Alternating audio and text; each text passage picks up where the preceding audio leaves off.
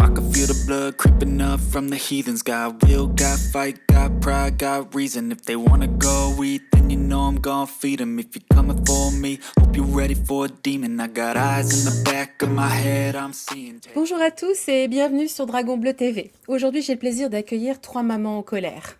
Solange, Marie-Laure et Kaliani. Vous êtes très différentes toutes les trois, vous vivez dans des régions très différentes, vous ne vous connaissez pas et vous meniez jusque-là des existences très paisibles. Et puis, un beau jour, vous êtes pris un parpaing dans la figure parce que votre enfant vous a déclaré qu'il ou elle était transgenre. Donc avec Lio, Frédéric et Massinissa, nous avons pris la décision de vous interviewer ensemble. Parce que en écoutant le récit individuel de vos parcours, on pourrait être tenté de se dire écoute, c'est quelqu'un qui n'a pas eu de chance, c'est une famille qui n'a pas eu de chance, qui a fait des mauvaises rencontres. Mais le fait de vous entendre ensemble aura, je pense, pour impact de montrer que vos familles sont confrontées au même rouleau compresseur idéologique. C'est un petit peu le sujet de cette émission.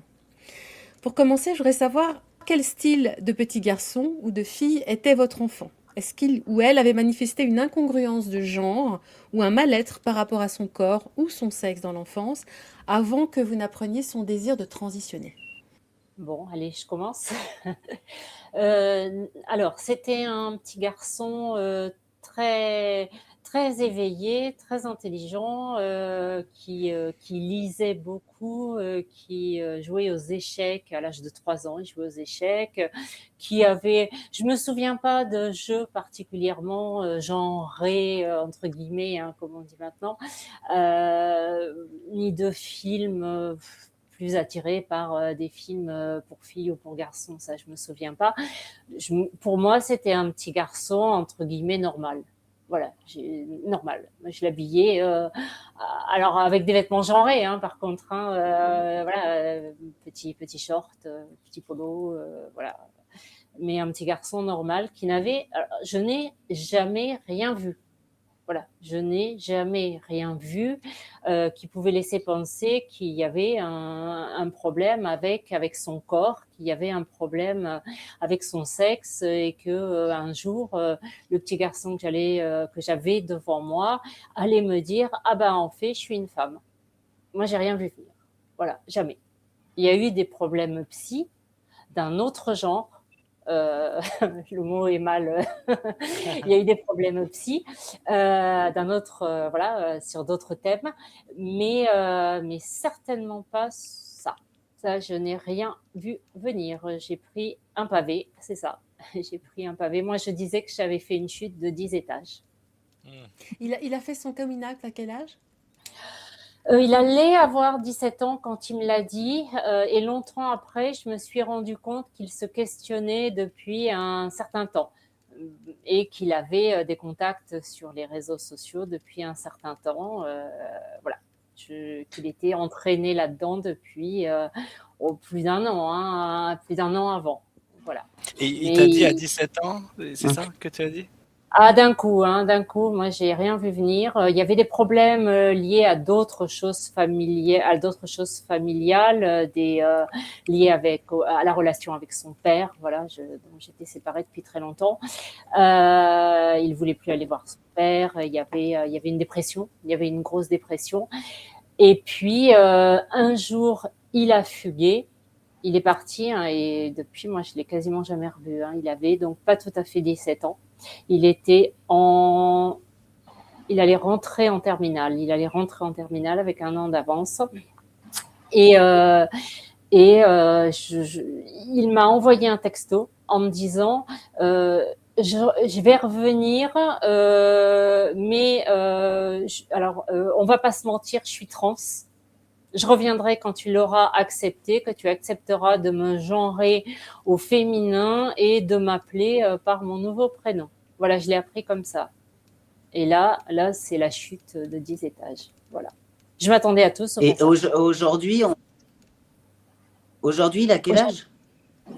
Il a 21 ans. Il a 21 ans. Il est né en 2005, le 20 janvier 2005. Voilà. Okay. Et je l'ai quasiment jamais revu. Quasiment jamais. Voilà. Voilà. Oui. Ça doit être dur à vivre. Pardon, je Vas-y, peux Kalyani. prononcer?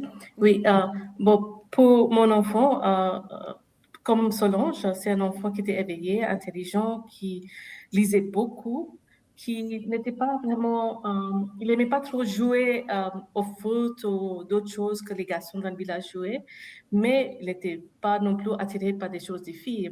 Chez nous, c'était pas des jouets, pas des habits genrés. Sa petite sœur s'habillait toujours avec des vêtements de son grand frère. Donc, c'était pas quelque chose qui aurait pu dire, ah, c'est ça, on a insisté de le traiter comme un garçon ou pas. Donc, mais poser plein de questions. Il y avait toujours les pourquoi. Et puis, un jour, il me demandait même, maman, pourquoi je te demande toujours pourquoi? Donc, il voulait savoir. Donc, c'est très curieux, qui posait plein de questions sur tout. Donc, oui, mais j'ai jamais pensé qu'un jour, il va dire trans. Je pensais peut-être qu'il sera homosexuel ou comme ça, mais ça ne pose aucun problème. Mais c'est pas des choses qu'on pense, en fait, quand tu es tellement en train de t'occuper de tes enfants, tu ne penses pas, est-ce que mon enfant sera ça ou ça, est-ce qu'il aura 5 enfants? On ne pose pas ce genre de questions. Donc, quand il avait 22 ans, il m'a dit, on a discuté sur quelque chose, et il m'a dit, ah, tu sais pas que je vais mal dans ma peau, moi j'aimerais bien m'habiller dans des habits de fille. Et j'ai commencé à rigoler, je dis, mais vas-y, fais-toi plaisir, habille-toi dans des habits de fille, moi je suis toujours en pantalon, ça pose pas de problème, donc pourquoi pas que tu mettes des jupes. Donc, il n'y a pas de raison qu'un garçon ne peut pas mettre des jupes, comme la plupart des femmes, on s'habille beaucoup. Pour les femmes, c'est plus facile, je pense, s'habiller dans des genres opposés. Donc voilà. Donc comme Solange, quand il m'a dit oui, en fait, je suis trans, je ne comprenais pas. Je dis mais transvestite. Parce que dans notre génération, on parlait des transvestites, pas de transgenres. Travesti. Donc, travesti en français? Travesti. Ou transsexuel. Ah, non. Moi, en tout cas, comme moi, j'étais enfant, c'était plutôt travesti de mettre des habits de l'autre genre. Il a fait son coming out à quel âge? 23. Mais je pense qu'avec ses amis, il avait dit ça plus tôt. Mais en tout cas, avec ses parents. Mais toujours adorable, toujours présent. Et puis, depuis le début, on a beaucoup parlé. Et puis, bon, comme dans tous les sujets, on a le droit de ne pas être d'accord. Donc, c'est un droit fondamental. On n'est pas obligé d'être d'accord. Et puis moi, je ne suis pas d'accord avec ta manière de penser. Toi, tu n'es pas d'accord avec ma manière de penser. Mais on s'aime pour toute notre vie. Ça ne va pas changer. Donc, désolée, Solange, pour toi, mais je n'arrive pas à voir comment on peut être coupé de nos enfants. Parce qu'il est très présent. Chaque fois, j'ai besoin de lui. Bon, d'ailleurs, pour cette émission, c'est lui qui a réglé tous les problèmes d'ordinateur en sachant que je vais participer à cette émission. Donc, voilà. Et aujourd'hui, il a quel âge? 28. 28 ans? Tu m'entends? Oui. Oui. Marie-Laure? Alors, moi, c'est encore différent. C'est-à-dire que ma fille, quand elle était petite, c'était une petite fille comme les autres. Très féminine, avec des petites robes, enfin voilà. Et ce, jusqu'à qu'elle rentre au collège, où là, les robes, non, elle n'en voulait plus. Elle voulait toujours être en pantalon, mais ça restait quand même un style féminin. C'est-à-dire pantalon, bombers, enfin voilà, c'était quand même assez féminin. Et j'ai commencé à la voir changer quand elle a changé de collège. Et donc, elle a fait, je suis désolée, moi, ma fille n'était pas à un super niveau. Hein, ça a été plus compliqué, scolairement parlant, mais bon, elle a fait 2 sixièmes. Et sur sa 2e sixième, donc, elle est partie dans un autre établissement. Et dans l'autre établissement, là, quand on a fait la rentrée, j'ai vu des personnes avec des styles atypiques, on va dire. Et comme moi, même quand j'étais jeune, j'avais déjà un style assez atypique, moi, je Je juge personne, voilà. Je dis chacun son style. Mais quand elle a commencé sa 5e, là, j'ai commencé à avoir un changement. C'est-à-dire que la période Covid était passée, il y avait eu du temps sur les réseaux, il y avait eu du temps aussi à jouer en ligne. Et là, je reçois un de ses devoirs le soir avec dans la marge le prénom Arthur. Alors je lui dis, ben, je suis désolée, mais je pense que tu t'es gouré de devoirs, là, c'est pas le tien. Elle me dit, mais non, non, non, non, non, non, non, maman, c'est le mien. Je dis, mais c'est qui Arthur, là? Elle me dit, ben, c'est moi. Je dis, non, non, non. Donc, je dis, mais qui t'a permis de te genrer au masculin sans me consulter, moi, déjà? Elle me dit, ben, les profs, ils me genrent au masculin. Je dis, comment ça et depuis quand?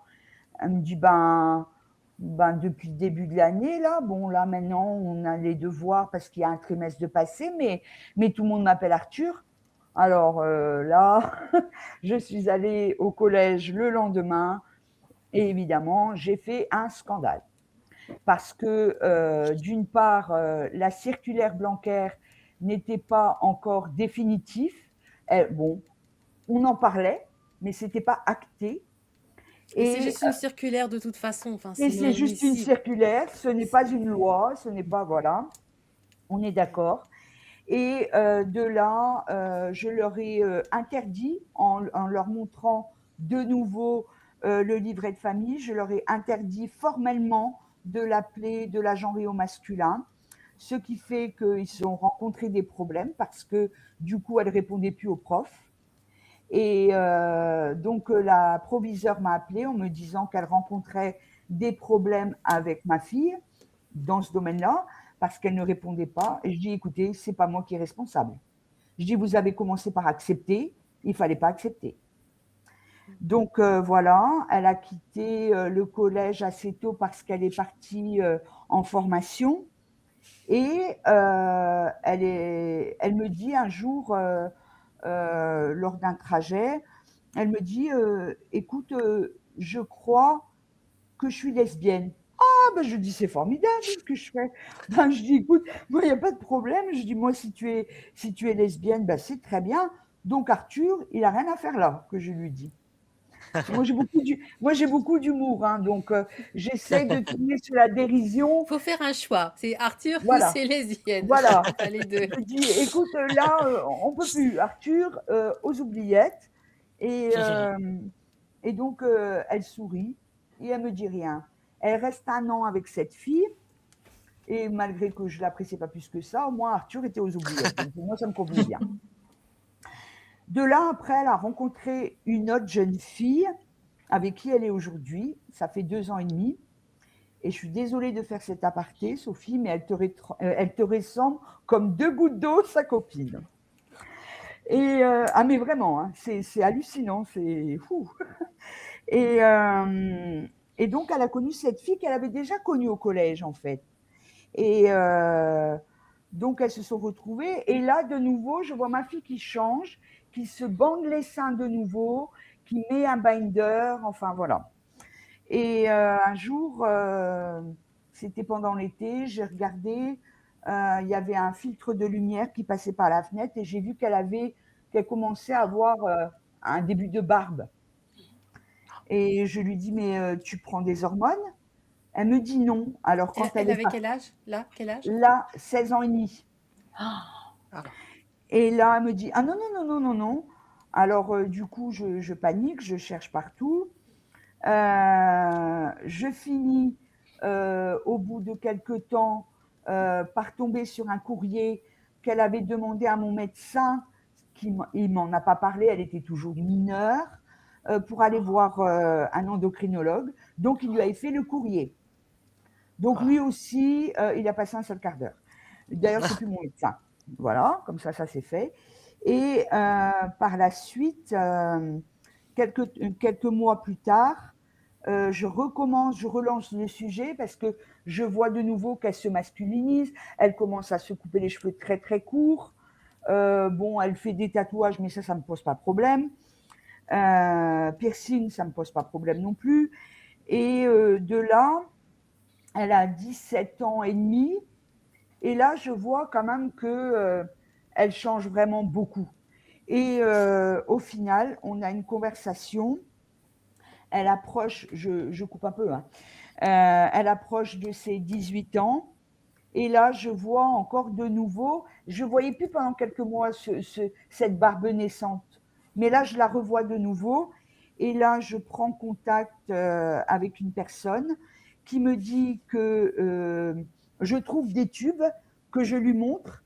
Et elle me dit c'est du minoxidil, donc ce que l'on utilise quand on a un problème d'alopécie.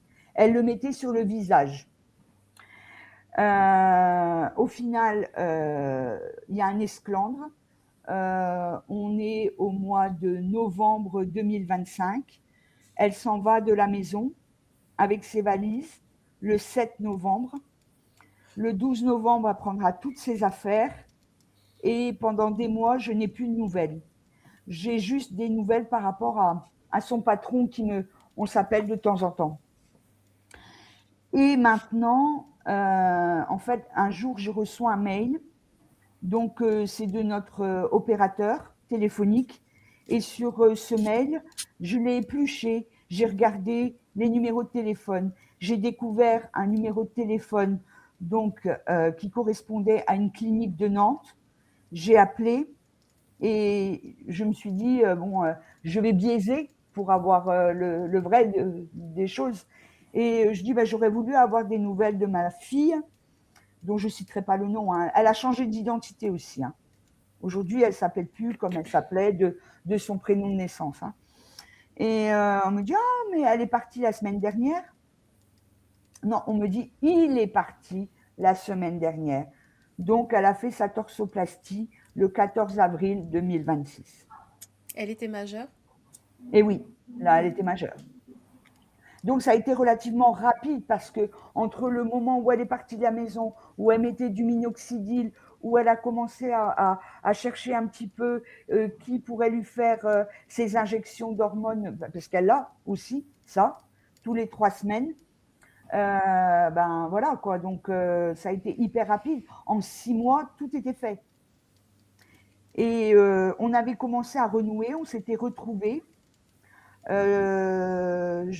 J'essayais, pour recréer le lien, de l'appeler par son prénom qu'elle avait choisi. La genrée au masculin. C'était une souffrance atroce. J'avais d'ailleurs beaucoup d'échanges avec Léo à ce sujet-là. Et aujourd'hui, elle a vu mon combat, puisque je manifeste. J'assiste à beaucoup d'émissions, télé, radio, témoignages dans les journaux. Je suis très active dans mon combat et j'ai d'ailleurs l'intention d'ouvrir une association et LGB d'ailleurs. Un petit clin d'œil.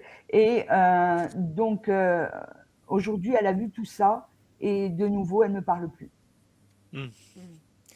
Est-ce que Solange, Kalyani et Marie-Laure, est-ce que vos enfants avaient manifesté des troubles psychiatriques avant, dans l'enfance, et avant de rentrer dans toute cette démarche de transition? Oui, mon fils avait fait une dépression liée, voilà, à la relation avec son père, hein, qui était catastrophique. Je l'avais fait suivre par le service de pédopsie où je travaille.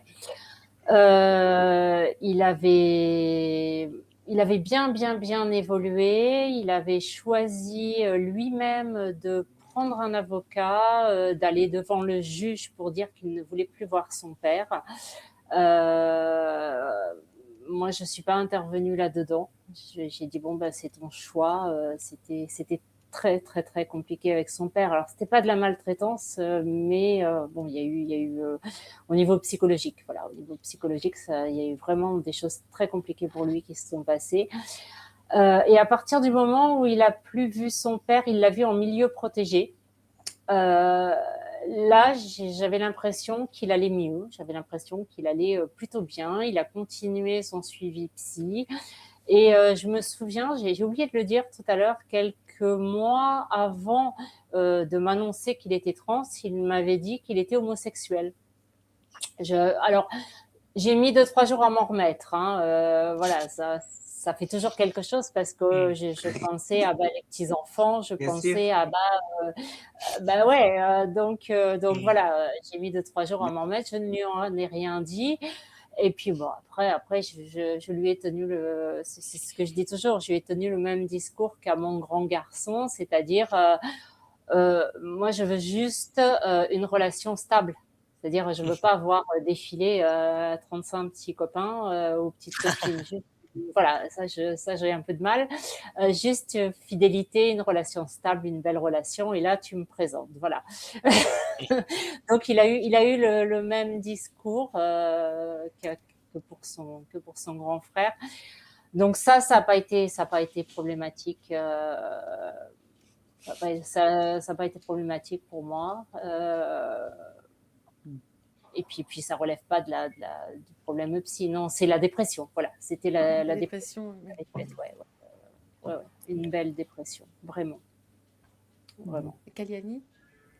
Bon, pas de problèmes psychiatriques. Non, bon, il était souvent triste parce qu'il prenait beaucoup de choses à cœur. Donc, tous les malheurs du monde, il prenait vraiment à cœur. Donc, il était souvent triste. Et puis, lui s'est autodiagnostiqué comme autistique maintenant. Donc, autiste. Mais c'est un autodiagnostic. Hein, donc, c'est rien qui est fait par un médecin comme ça. Il avait des troubles de concentration parce que... En fait, je ne sais pas comment... Quand il était dans quelque chose, c'était difficile de faire changer chose. Donc, il jouait avec ses Legos, c'était difficile à dire maintenant, bien, on va aller faire une promenade à l'extérieur. Et si on était à l'extérieur, il ne pouvait pas revenir à la maison. Donc, tout ça, c'était à fond dans les choses qu'il faisait. Donc, ce n'est pas vraiment des problèmes psychiatriques. Donc, voilà. Les atypies. Ça peut être neurodéveloppemental, mais c'est pas forcément. Si ça engendre pas une souffrance, c'est pas un problème. Alors pour le mien, ouais, il y avait de grosses atypies. Il a été diagnostiqué HPI, pas trop le terme, c'est très à la mode, mais pour le coup, il a été pris dans un collège, donc dans une classe spéciale. Il avait une énorme dyspraxie, c'était terrible. Hein. Il avait un niveau d'écriture ça avait été évalué au CE2.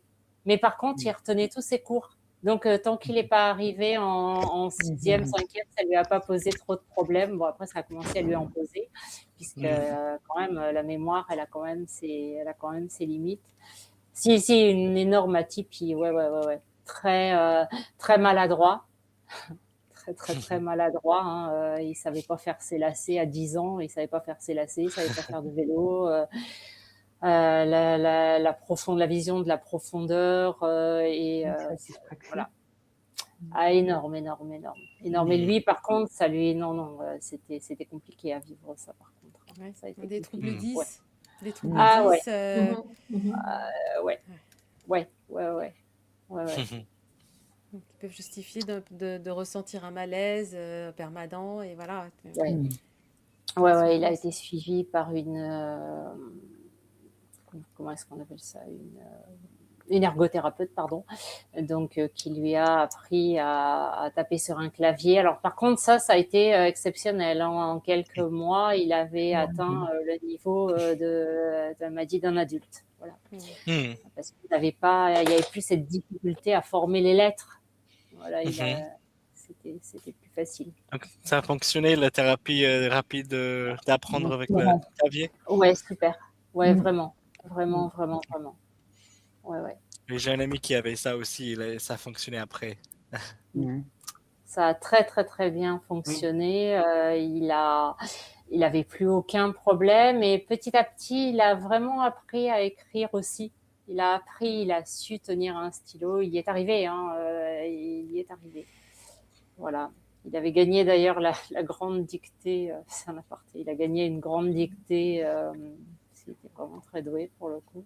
Et c'était compliqué, mais il a gagné la dictée d'Angoulême. Voilà.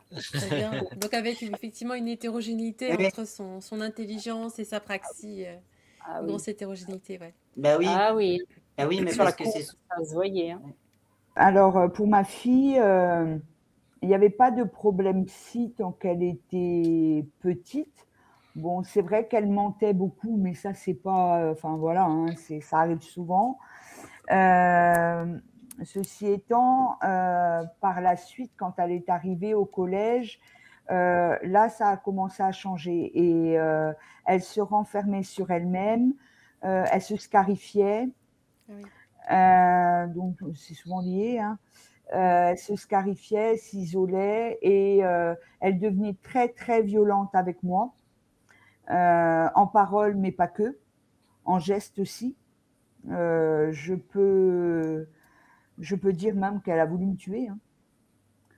Donc ça a été extrêmement violent et difficile à vivre, si bien que moi vivant seule avec elle, parce que ça je précise quand même aussi, ses grands frères, parce qu'elle a 2 frères, eux ils vivaient déjà leur vie, hein, voilà. Ben, ça devenait conflictuel constamment à la maison. Donc j'ai demandé de l'aide auprès d'éducateurs, de psychologues et à un moment donné, on a été séparés. Bon, pas longtemps, 3 jours, puisque le lieu où elle était, ben, dans ce lieu-là, elle a fait sa tentative de suicide. Donc j'ai récupéré ma fille. Et après, elle allait mieux. Elle se scarifiait plus, elle se confiait de nouveau à moi, et ça allait mieux.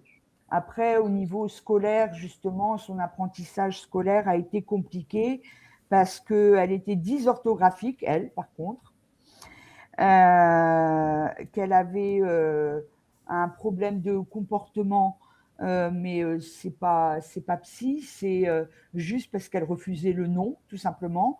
Et là-dessus, j'assume parce que en fait, comme c'est ma dernière, je l'ai pas élevée de la même manière que ses frères, j'ai cédé un peu plus. Et bon, voilà. Mais il y avait pas de problème psy sous-jacent. Non. tu parles d'une intolérance à la frustration? Voilà. Ah, ça, oui. Mm. Mm. Avec le recul, est-ce que vous avez identifié des signes avant-coureurs? On a commencé à évoquer un petit peu ça. Est-ce que votre enfant a été influencé par des amis, par des réseaux sociaux, ou par des personnes que vous avez pu identifier après coup? Oui. Ben, Solange. Pardon, vas-y. Ah non. Vas-y. Excuse-moi.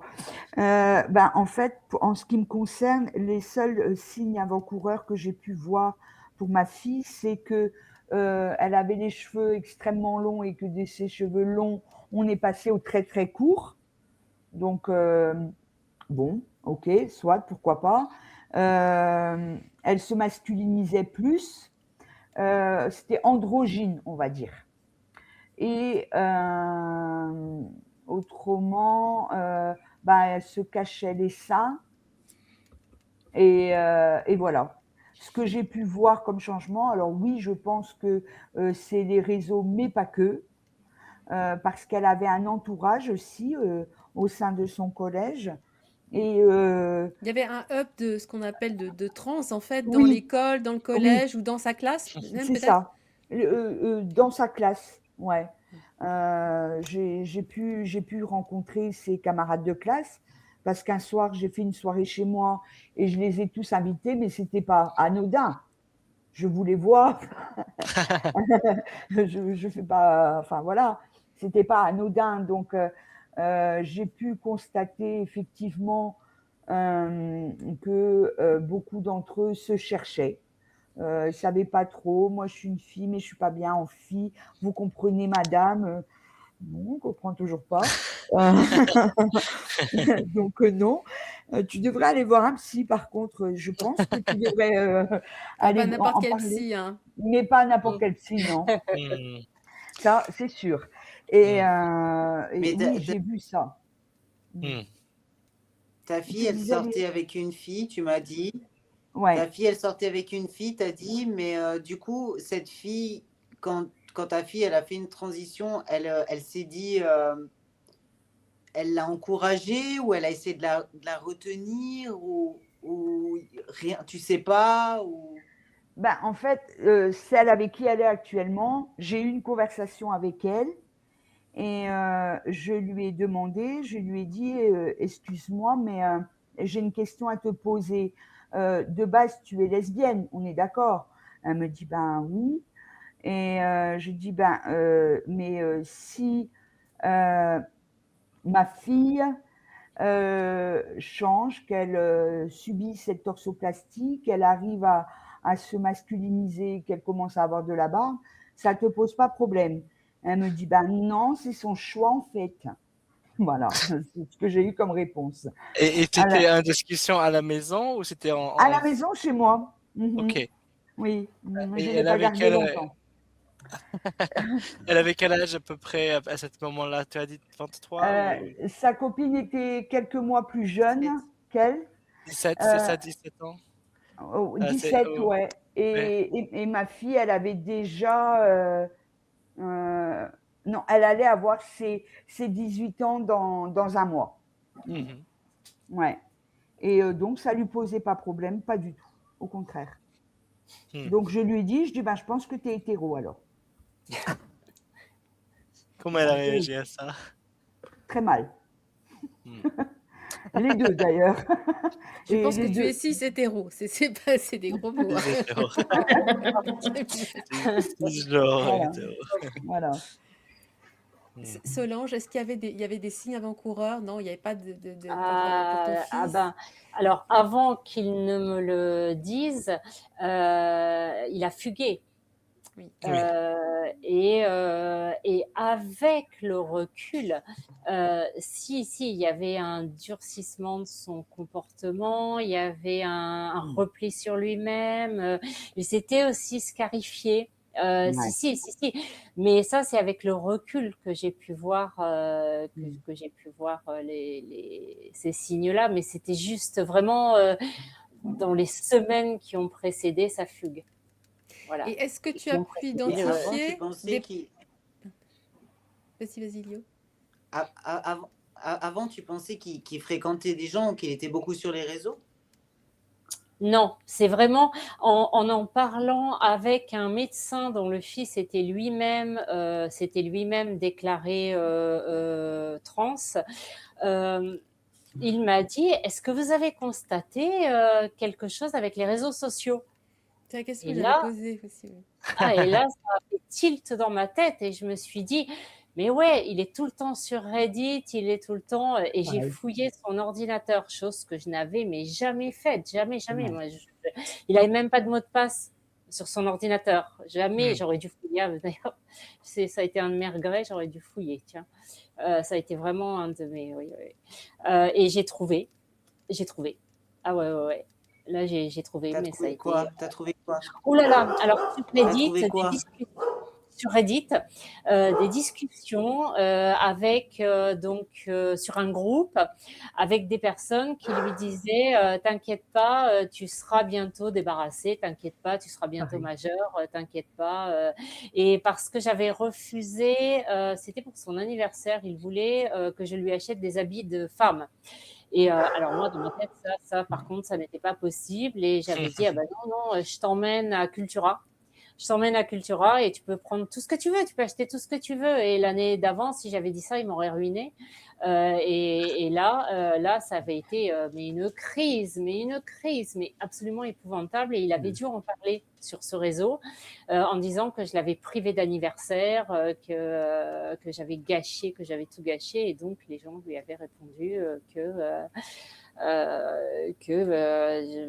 il allait être débarrassé de toute façon, qu'il avait une nouvelle famille, qu'il avait de nouveaux amis, des gens qui allaient le soutenir. Voilà, mais ça a été vraiment... Et est-ce que tu as eu l'impression que cette personne ne le connaissait pas vraiment, ces internautes, qu'il n'avait pas contact avec ces gens-là? Sur Reddit, c'est très anonyme, c'est très dispersé, c'est pas forcément en France, ou si c'est en France. Oui, alors il y a eu les anonymes, donc c'était en anglais, donc il y a eu les anonymes, mais hélas, mon fils a aussi été soutenu par des gens pas anonymes du tout, puisqu'il s'agissait de mes ex-amis On formait un groupe d'amis. Oh là là, c'est un groupe d'amis d'un groupe d'enfants du collège. Donc, nos enfants fêtaient tous leurs anniversaires ensemble, faisaient tout ensemble. Et puis pendant ce temps, nous, on mangeait ensemble, on était tous ensemble. Et il a fugué chez l'une d'entre elles, dont le fils aîné était l'ami de mon fils. Mais le plus jeune avait fait une grosse tentative de suicide et était trans lui-même. Ah. Oh. Voilà. Et là, il a été soutenu. Mais alors, ils l'ont accueilli et tout le groupe s'est ligué contre moi. Ils ont fait une information inquiétante contre moi. Je me suis retrouvée devant les services sociaux. Ah ouais, ah oui, oui, oui, oui, oui. Ça a été un soutien. Ah oui, parce que quand le... J'avais réussi pour Noël Oui, excuse-moi. à ce qu'il revienne à la maison après sa fugue. Et ça a été mais épouvantable. Donc déjà pour qu'il revienne à la maison, j'ai dû passer par ses ex-amis, donc qui m'ont clairement dit de toute façon le renvoyer chez toi, c'est le renvoyer à la boucherie. Oui, j'ai entendu ça. Qui m'ont dit, moi je leur ai dit, mais ça te pose pas question quand même, ton fils, ma fille. Alors j'étais là, désolée, moi je le connaissais sous ton fils, donc ça te questionne pas. Enfin, il y a quand même qu'un garçon vienne te dire qu'il est une fille, qu'il est. Et je me souviens d'une réponse qui, moi, alors pour le coup, là, en tant qu'infirmière psy, m'a choquée, m'a heurtée. Ça a été à quoi ça sert de se poser des questions, sinon à se faire du mal. Voilà, on m'a répondu Wow. ça. De l'endoctrinement. C'est- À quoi ça sert? Ton fils était mineur, Il c'est était ça? mineur. Il est allé dans complètement, cette famille. Complètement. Et non, en gros, c'est du kidnapping, en fait. Hein. C'est eux qui auraient dû être inquiétés par la police. Et en fait, ils se sont tournés contre toi. Et c'est toi qui as dû te justifier auprès de la police. On marche sur la Auprès des tête. services mais sociaux. auprès des services sociaux. Ils se sont protégés en allant faire une déclaration à la police. Et j'ai eu 3 informations inquiétantes à mon encontre. Donc, j'ai dû me présenter moi-même devant les services sociaux. Alors, heureusement, le médecin dont je parlais tout à l'heure travaillait avec les services sociaux. C'était leur médecin référent. Et donc, j'ai dit, ben voilà, docteur, enfin, voilà, ce médecin. Donc, j'ai son numéro de téléphone. Elle est d'accord pour assister à l'entretien puisqu'elle me soutient pleinement dans ma démarche. Et là, ils ont un peu changé de ton. 3 jours après, je n'avais plus aucune poursuite à mon encontre et ils m'ont dit, vous pouvez, il n'y a pas de souci, hein, votre fils, vous pouvez le faire revenir à la maison. Il vous suffit d'aller chercher la police. Et j'ai dit, non, puisque vous m'avez fait venir, vous allez m'aider. Vous m'avez fait venir, donc vous allez m'aider. Moi, je demande un placement. Je demande un placement de mon fils, puisque là, tout d'un coup, je fais plus de la thérapie de conversion. Hein, ils n'allaient pas dire quand même. Elle était ravie, hein, le médecin, de savoir que j'étais accusée de thérapie de conversion, alors que mon fils était suivi dans son service. Hein. Donc, elle était ravie de l'apprendre. Donc, je leur ai dit maintenant, puisque je suis plus accusée de thérapie de conversion, puisque je suis plus accusée d'être une mère maltraitante, puisque vous allez m'aider. Et je souhaite que mon fils soit placé dans un milieu neutre, puisqu'à la maison, je ne vais pas aller chercher la police pour le ramener. Là, ça s'est fait une fois, je l'avais fait. Je l'avais ramené de force, donc ça avait été d'une telle violence. Alors là, ça a été abominable. Hein. Il a failli me taper dessus. Ça a duré 15 jours. À Noël, en plus, ça a été... l'horreur, là, une des pires périodes de ma vie et de la sienne, je suppose aussi, hein, j'imagine. Il était dans une souffrance effroyable. Eh bien, les services sociaux m'ont répondu dès le lendemain en me disant non, on ne va pas placer votre fils, il est très juste qu'il revienne à votre domicile, donc non, merci, au revoir. Voilà. Wow, et le fils de la voisine, pardon, j'ai l'impression que c'est une voisine. De mon ex-ami, c'était des amis, oui, tout à fait. Et donc, cette jeune, il a quel âge? Il avait quel âge à ce moment-là? Il avait 2-3 ans de moins, et alors pour la petite histoire, il a détransitionné quand même. Ah. Il avait fait en transition sociale, j'imagine, mais rien de médical. Oui, tout à fait. Social. Il avait 15 ans ou oui, du coup, ça. 17 moins ça. 3, ça fait 14, 15. C'est ça, il avait 2-3 ans de moins. Ah. C'est ça. Et il soutenait, la famille soutenait, il Bien disait que sûr, toi, tu es complètement. méchant. Ah bah, ils Wow, m'ont envoyé devant les services sociaux, hein, donc et wow. plainte à la police pour maltraitance, pour thérapie de conversion, pour, bon, Tu as bah, été là, entendu par la police également? non, du tout.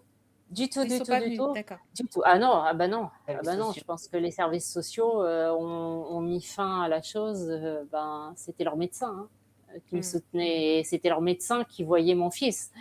Donc là, c'était pas possible de m'accuser de thérapie de conversion et de maltraitance. Là, c'était plus possible.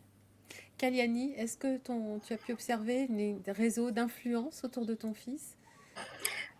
C'est juste des suppositions. J'ai pas de preuves, mais je pense que quand même à l'école, donc c'est les lycées, je pense qu'en France c'est un des lycées, il y avait quand même un réseau assez fort.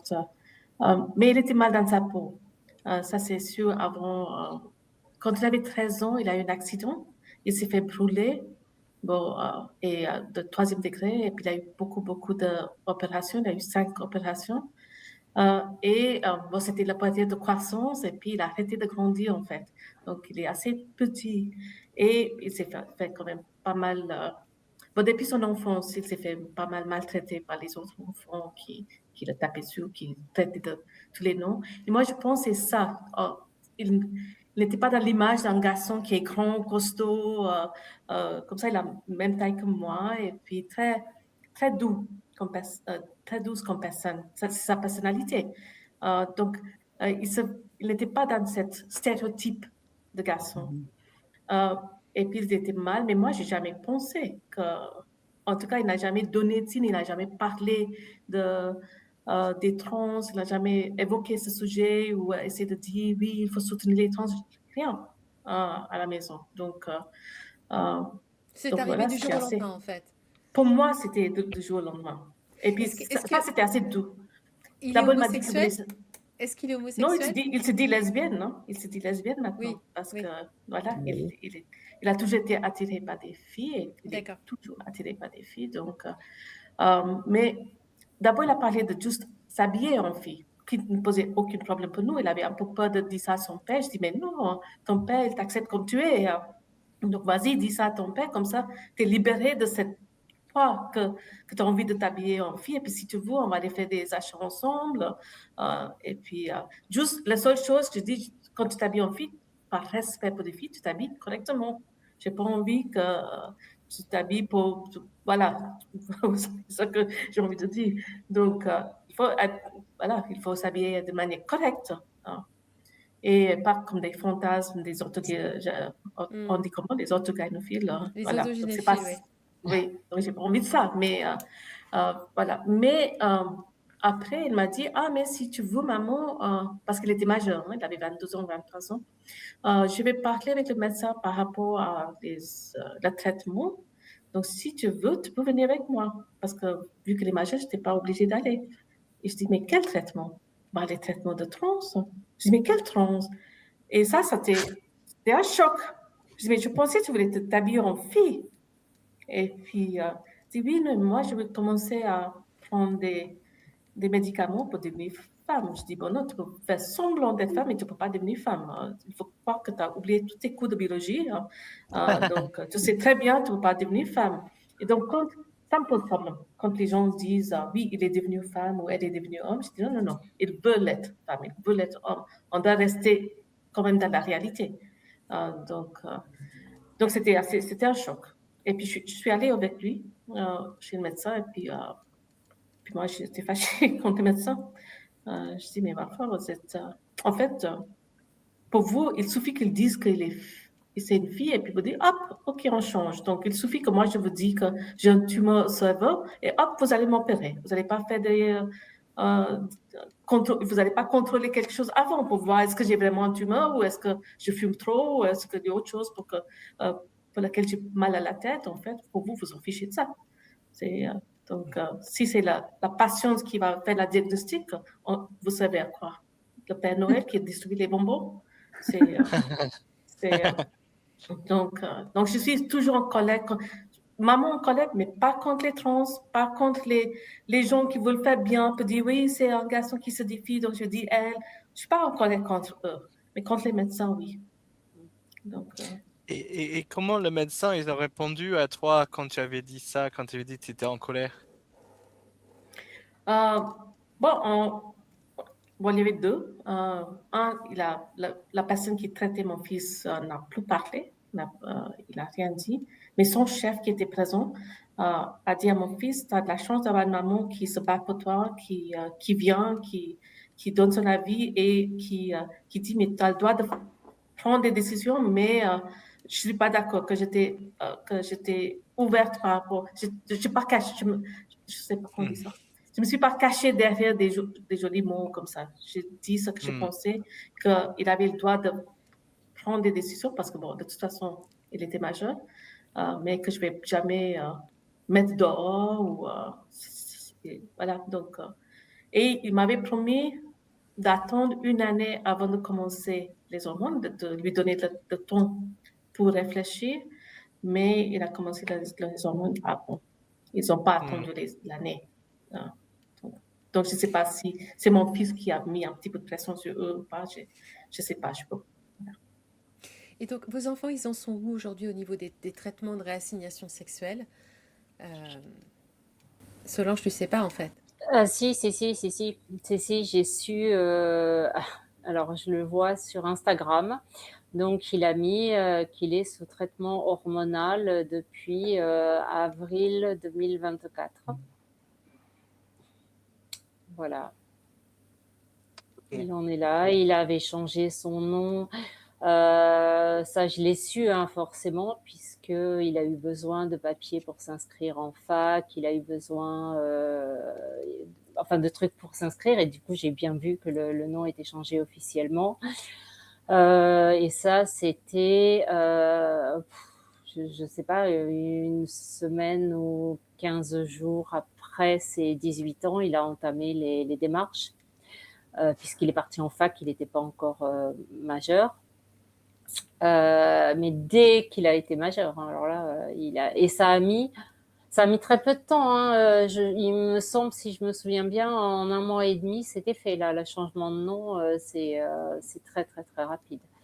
Voilà. Et les hormones, ouais, depuis avril 2024.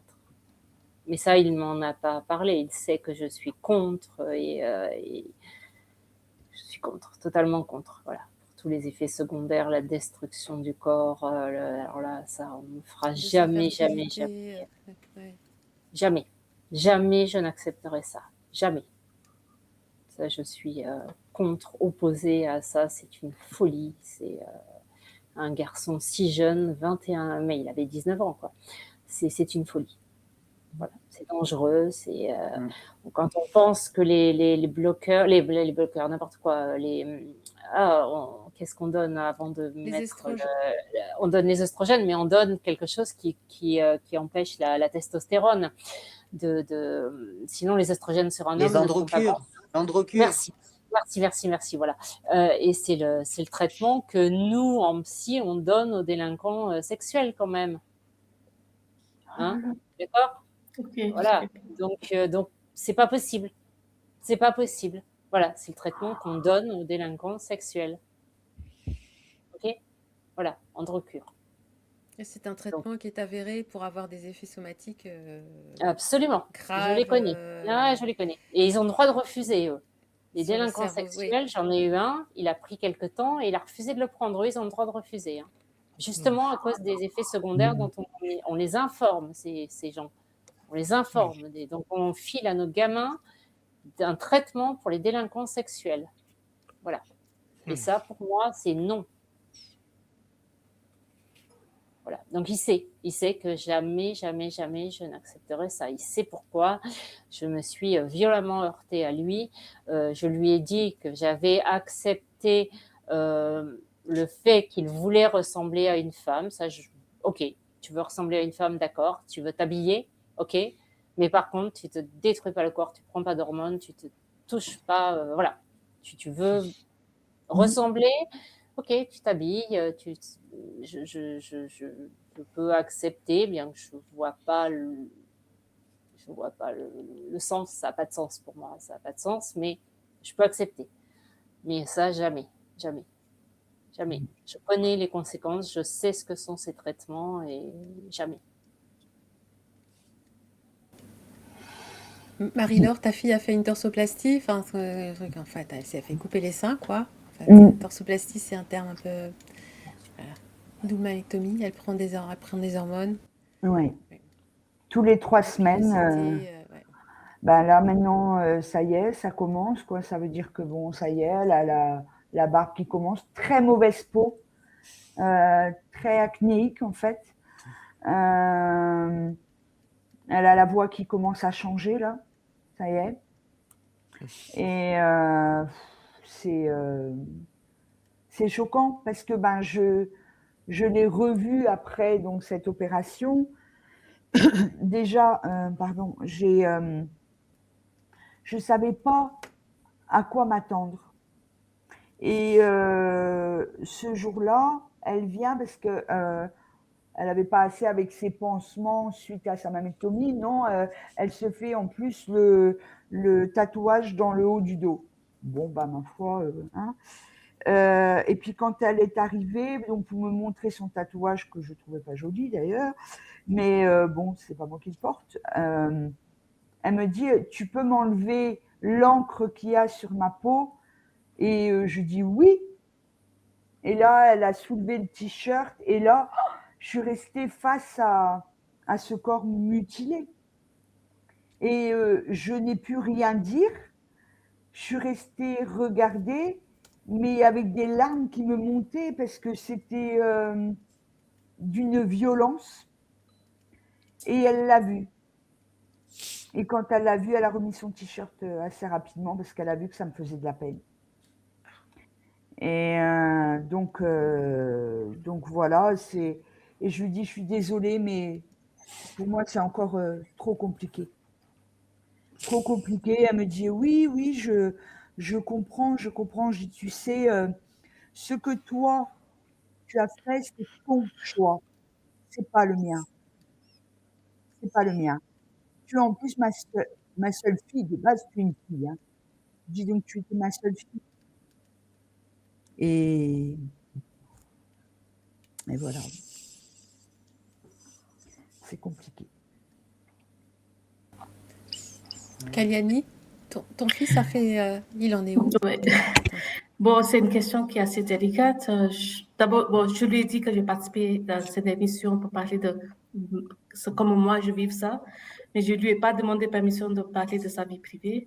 Donc, je préfère ne pas répondre à cette question parce que aussi je sais pas exactement ce qui se passe et je trouve que c'est un petit peu trop intrusif pour lui. Et voilà. Donc, désolée Sophie, mais je préfère ne pas répondre.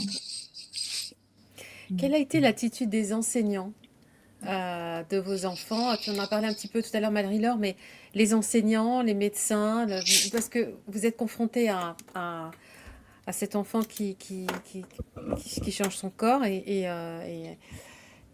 les enseignants, le personnel médical. Vous avez cherché de l'aide auprès des enseignants, auprès du personnel médical pour essayer de ramener votre enfant à la raison? Parce que ce que ferait tout à chacun, en fait, logique, aidez-moi à contenir ce truc-là qui part dans tous les sens. Et ça n'a pas du tout fonctionné. Comment ça s'est passé?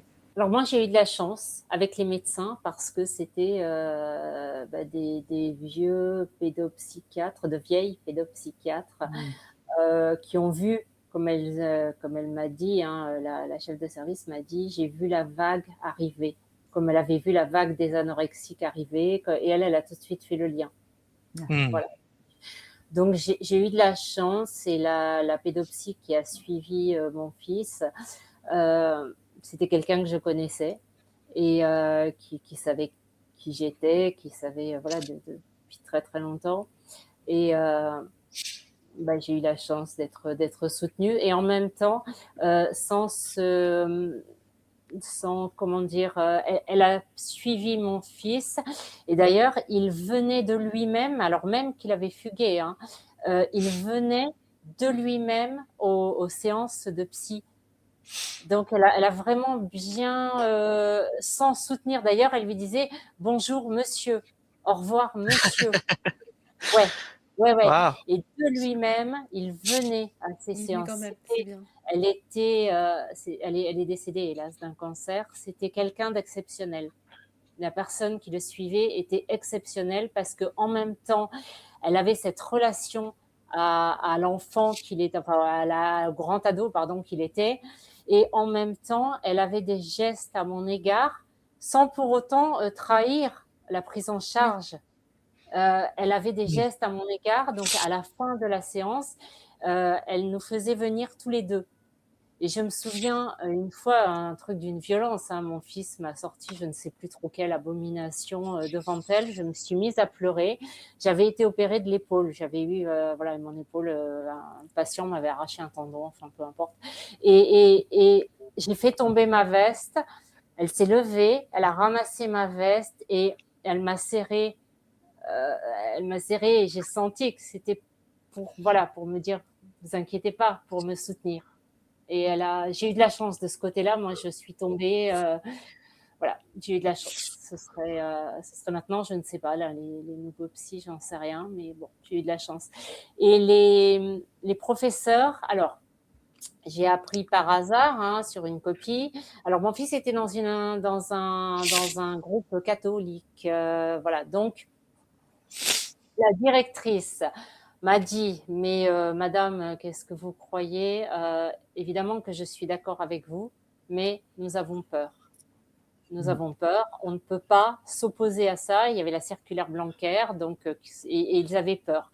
Parce que je me suis rendu compte, donc pareil, sur une copie, hein, que les professeurs l'appelaient comme ils voulaient être appelés.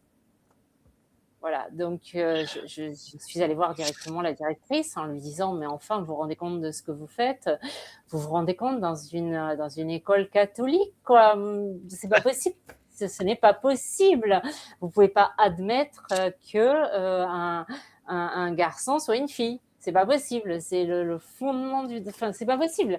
Et elle m'a dit mais madame je suis d'accord avec vous mais en tant que directrice d'un lycée sous contrat, je ne peux pas m'opposer à ça.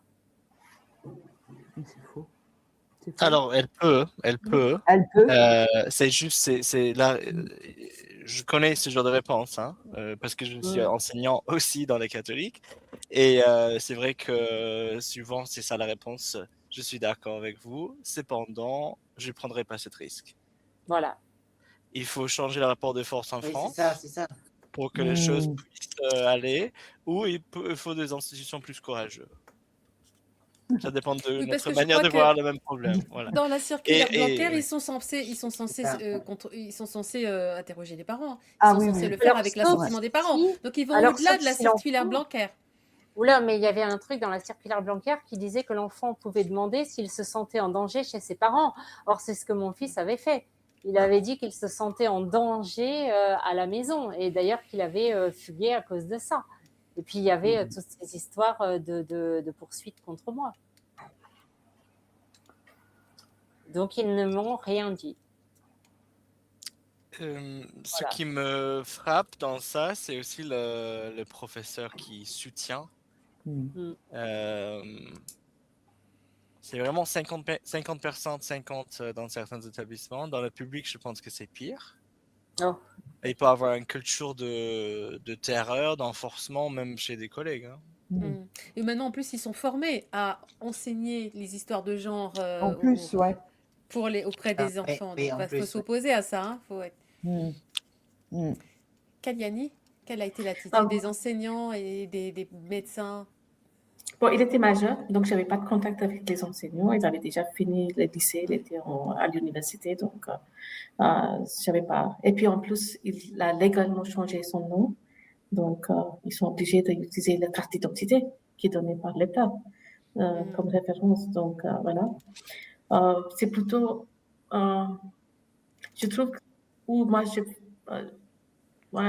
ça me gêne, c'est les médecins qui sont censés aider les jeunes qui donnent des médicaments qui sont néfastes pour eux. Donc, et puis je trouve que Solange avait de la chance avec cette psychiatre qui disait monsieur, qui restait fidèle à ses était cohérente. C'est des vieux psy, hein. Les jeunes maintenant. Oui, mais à la réalité, on reste fidèle à la réalité. Oui. Et moi, je trouve que les médecins qui acceptent ça, qui traitent des patients comme leur sexe opposé parce que leurs patients veulent ça, sont des lâches. Sont vraiment lâches. Et j'ai aucun respect pour ces médecins. Aucun. Donc, j'évite d'aller chez le médecin maintenant parce que j'ai plus de confiance. Donc, Pareil, j'ai des amis qui pareil. me disent, ah, tu vas faire une thérapie, mais thérapie avec qui? Avec qui? Je n'ose pas aller chez les thérapeutes. Alors, il en reste encore, hein. Il en reste encore quelques-uns, mais peut-être parce que je suis dans le milieu et que je sais. Ça dépend où aussi, peut-être. Hein. Oui, on aimerait bien avec Léo faire une liste de médecins, hein, Léo? Ça serait bien. Oui, mais c'est vrai. C'est vrai qu'il y a peut-être aussi, on a beaucoup centré sur la santé psychologique, on a aussi énormément développé les formations. On a formé énormément de psy et du coup, tout le monde il y a beaucoup de psy, mais il n'y a pas autant de bons psy, je pense. Non. Les gens sont vulnérables aux idéologies. Hein. J'aimerais savoir jusqu'à quel point votre enfant était convaincu de pouvoir changer de sexe. Alors, non seulement dans leur représentation. Alors, il n'était pas convaincu de pouvoir changer de sexe, il est convaincu d'être une femme. C'est tout d'être une femme intérieurement, donc de transformer son corps autant que possible. Voilà, convaincu d'être une femme. Moi, il m'a dit, quand je lui ai dit, mais enfin, tu es une femme, il y a quand même des biologies, il y a quand même la biologie qui ne ment pas. Les chromosomes ne mentent pas, le vagin, la présence naturelle d'un vagin ne ment pas, des ovaires ne ment pas, mais non, il m'a dit qu'une femme pouvait avoir un pénis, donc c'est même pas de changer de sexe puisque il était carrément convaincu d'être une femme. Bon, il l'est toujours d'ailleurs, certainement. Ce que je disais, c'est que est-ce qu'il envoie ce vocabulaire sur la dysphorie de genre, l'identité de genre, etc.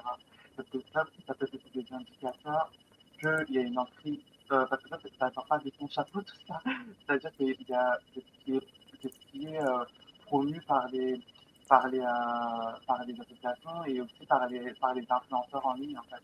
C'est un indicateur d'une emprise parce que c'est un discours qui est promu par des associations. Et est-ce qu'il a utilisé le terme dysphorie de genre? Je crois que c'est moi qui l'ai découverte. Je crois pas. Lui, c'était je suis une femme. C'était altération du jugement. Moi, je dirais ça, altération du jugement. Il se victimisait. Il y avait une modification de ses habitudes, de son langage. Hein. Il y avait une modification de son langage. Il a employé des termes que j'avais jamais entendus, c'est vrai. Il a employé des termes, mais dysphorie de genre, je sais plus. Mais il y avait des termes, oui. Je me souviens l'avoir entendu me sortir des termes que je connaissais même pas. Ça là de tête, je me souviens plus, mais oui. Il y avait tous les signes de l'emprise, en fait, je les avais notés au fur et à mesure, après coup. Il y avait tous les signes de l'emprise. Oui, il y avait tous les signes, un langage bien particulier. Ils s'étaient approprié leur langage, oui, si, c'était approprié leur langage. Il y avait la victimisation, il y avait l'altération du jugement, il y avait la violence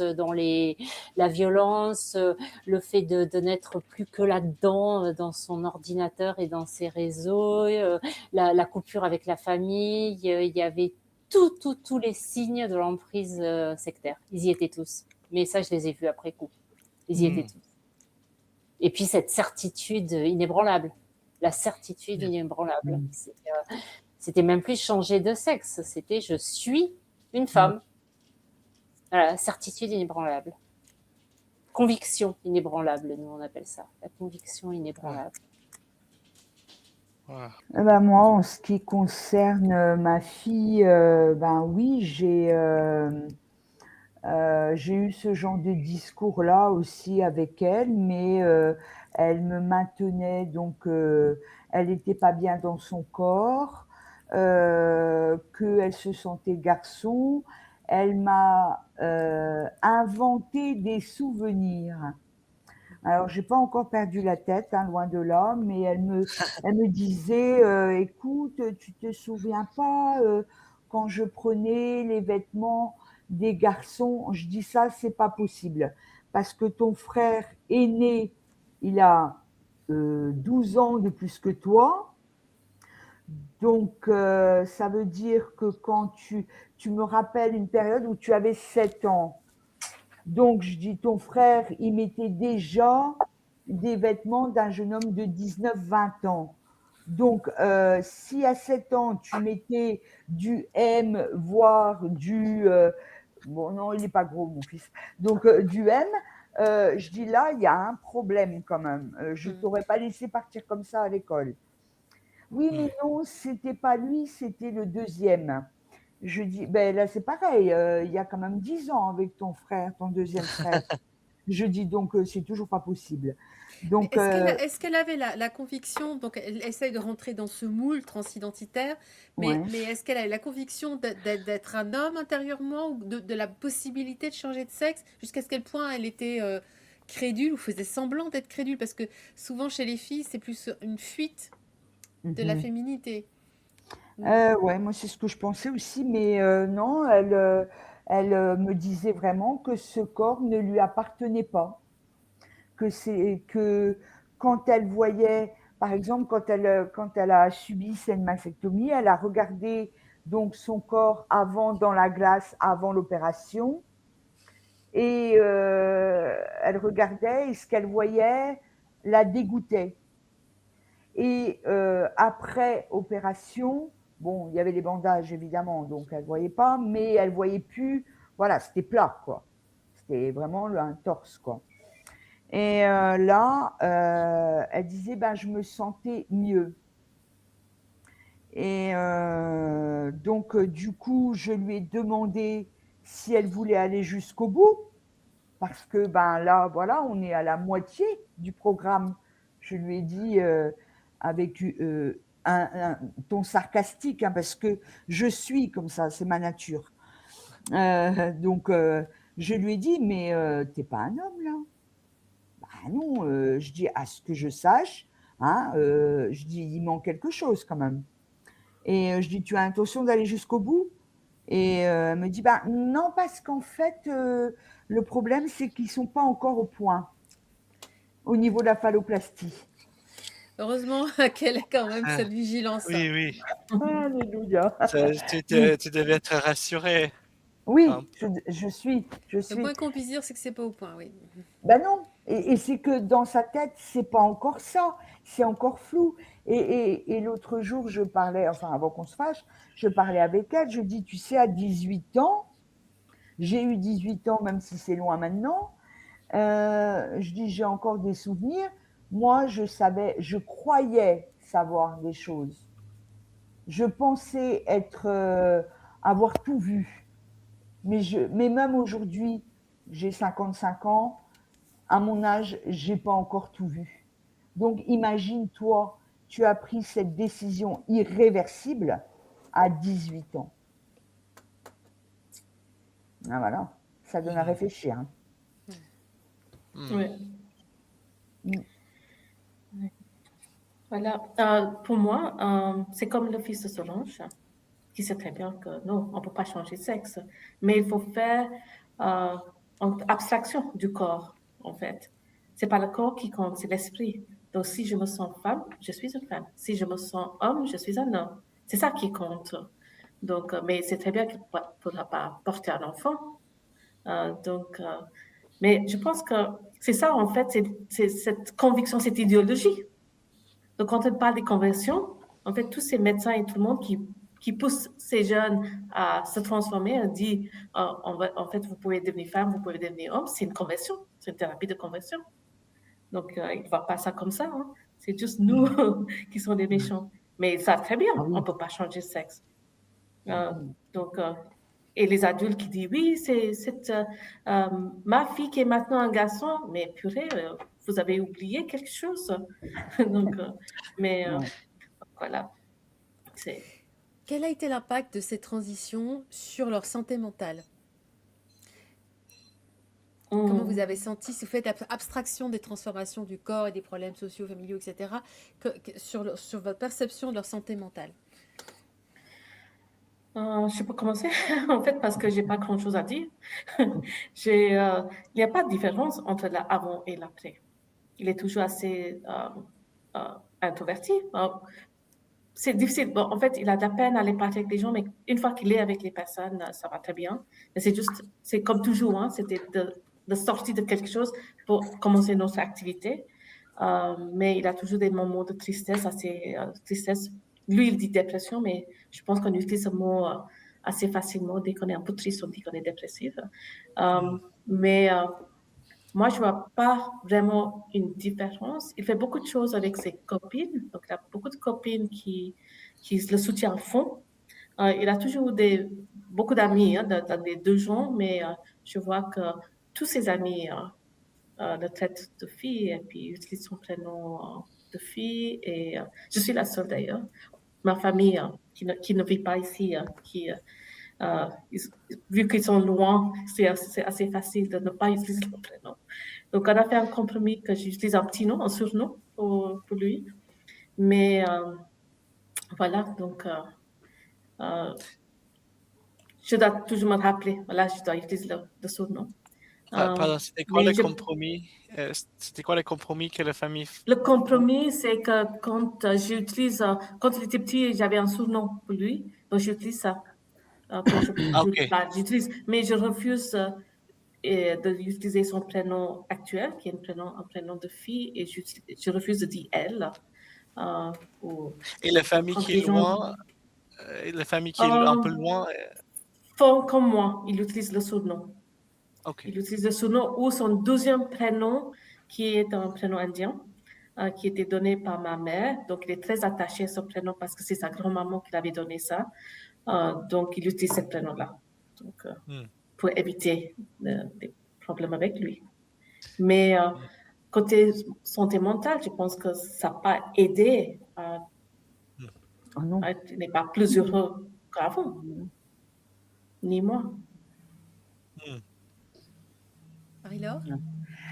Eh ben, en ce qui concerne ma fille, j'ai vu des changements dans le sens où elle devient le genre de, je mets des parenthèses, hein, de mec, de garçon très lourd, dragueur à fond, alors que pourtant elle a une copine, hein, je rappelle. Et elle me disait, parce que nous, on a toujours parlé librement de sexualité. Voilà. Donc, justement, c'est bien pour ça aussi que je ne comprends pas. J'ai dû louper un épisode quelque part, je ne sais pas. Mais à un moment donné, je lui dis, mais comment ça se passe donc avec ta copine maintenant? Ben, j'ai du mal à rester fidèle, hein, parce que, enfin, c'est pas que j'ai du mal à rester fidèle, mais avec la testostérone, ça fait quelque chose, tu vois, oulala, ah oui, d'accord. La libido est en. Elle me dit oui. Je dis d'accord, mais je dis, mais tu la trompes pas quand même. Ah non, non, non, non, non. J'ai ah non, bah non, faut pas. J'ai pas de ça quand même. Mais par contre, elle devient différente dans le sens où elle est. Je me rappelle qu'un jour, elle parlait d'un gars dans la rue et elle me dit, regarde ce mec-là, il croit qu'il arrive sur terrain conquis et il drague toutes les filles. Je dis oui. Et elle me dit, qu'est-ce que t'en penses? Ben, je dis, je pense qu'il ne faut pas qu'il s'approche. Et elle me dit, ah ben non, comme il fait. Et je lui dis, tu te rappelles de ce gars que je lui dis l'autre jour dans la rue? Tu te rappelles? Elle me dit, oui, oui, oui, je me rappelle. Je dis, ben, tu es en train de devenir celui-là, en fait. Je dis, moi, je ne veux pas ça. Si à un moment donné, je devais accepter, parce que c'est ce que tu me demandes, si à un moment donné, je devais accepter que tu sois un garçon, Bah, pas ce genre-là, en tout cas. Est-ce que c'est l'effet de la testostérone, Ouais. possiblement, ou est-ce qu'elle se sent pas aussi obligée de jouer un rôle Les deux, socialement? je pense. Les deux, ouais, il y a les deux. Les deux font que il faut qu'elle affirme sa masculinité. Voilà. Moi, je pense que oui, il y a les deux. Et, Bon, aussi, et non, je voulais juste faire une parenthèse en disant que aussi en tant que, enfin, le fait de pas qu'on peut pas changer de sexe, bah, induit forcément le fait qu'on est obligé de performer en quelque ouais, part puisqu'on ne sera jamais. Donc, qu'est-ce qui nous ouais, reste quand on n'est pas l'autre? Bah, il nous reste des postures, des c'est vrai. mimiques, des habits. Mhm, Parce que vu qu'on ne sera jamais l'autre, il nous reste quoi? Que l'imitation de certaines choses. mhm, c'est ça. C'est logique, hein, dans un sens. C'est ça. Mhm. Donc voilà, en ce qui la concerne, en tout cas. Elle a pas été déscolarisée, elle a un travail? Parce qu'il y a beaucoup de jeunes en transition qui, du coup, perdent, enfin, sont en rupture complète de tout, quoi. Non, pas du tout. D'études, de tout, qui se retrouvent quasiment enfin, sans Non, projet, enfermés dans leur chambre. ah non, C'est pas non, son du cas. tout. Non, parce que quand elle a quitté l'école, enfin le collège, elle est partie dans une formation qualifiante. Elle a eu un diplôme qui est similaire au bac. Et là, elle est sur une autre formation, bac+2, dans le commerce, pour être manager unité marchande. Donc, bon, c'est bien. Euh, Ça se passe bien. Elle est assidue. Son patron, ben, du coup, c'est pareil. Lui, il l'a connue fille parce qu'il l'a eu en stage quand elle avait 13 ans. Le premier stage qu'on fait. Voilà. Donc, voilà, le premier Le stage, troisième. Le deux stage de troisième. troisième, voilà, c'est ça. Et elle est arrivée chez lui, toute penaude. Et puis, ben, il l'a adorée parce que c'est vrai elle est assez avenante. Et donc, ça se passait super bien. Enfin, voilà. Et elle a essayé de faire des stages ailleurs. Au final, elle revenait toujours chez lui. Lui, il la reprenait à chaque fois. Et le jour où elle a voulu faire donc cet apprentissage, elle lui a demandé à lui. Il a dit oui, évidemment, puisque voilà. Et mais lui, il a vu le changement du coup aussi. Et on en parlait, on échangeait. Mais lui, ça lui pose, enfin, c'est pas que ça lui pose pas problème, c'est qu'il a été très conciliant, je trouve. Il l'appelle par son nouveau prénom parce qu'elle lui a demandé, donc il le fait. Il a genre au masculin parce qu'elle lui a demandé et qu'il respecte. Mais quand on a eu des conversations, il me disait clairement, je me mets à votre place, Marie-Laure, ça doit pas être facile. Bah, je dis, c'est pas facile. Là, maintenant qu'elle a entamé tout ça, elle est plus à la maison. Donc, de toute façon, là où c'est pas facile, c'est de plus la voir, qui est compliqué. Voilà. Mais il a été chouette à ce niveau-là. Solange, tu as observé l'évolution des... Bah, en fait, comme vous êtes en rupture, en fait. Donc, tu Ouais, sais pas, en fait, mais ce qui devient... eh ben si, si, j'ai su qu'il avait fait 2 tentatives de suicide, donc il a été hospitalisé en psychiatrie. Il a eu des neuroleptiques. C'est lui qui me l'a dit et il met ça sur le. Alors j'ai quand même des relations par SMS de temps à autre. Je reçois un SMS quand il a besoin, quand il est mal, quand il a besoin d'un papier, voilà. Donc là, il sait où me trouver. Quand il a besoin d'argent, voilà, je continue à financer rien. En fait, je finance du vide.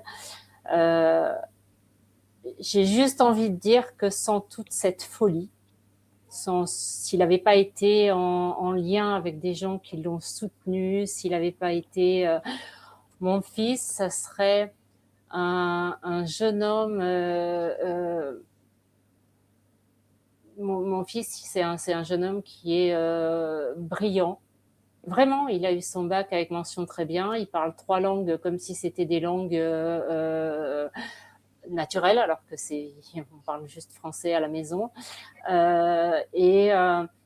Mon fils, ça serait un charmant jeune homme, brillant, homosexuel et qui réussirait ses études. Voilà. Alors que là, il abîme son corps. Il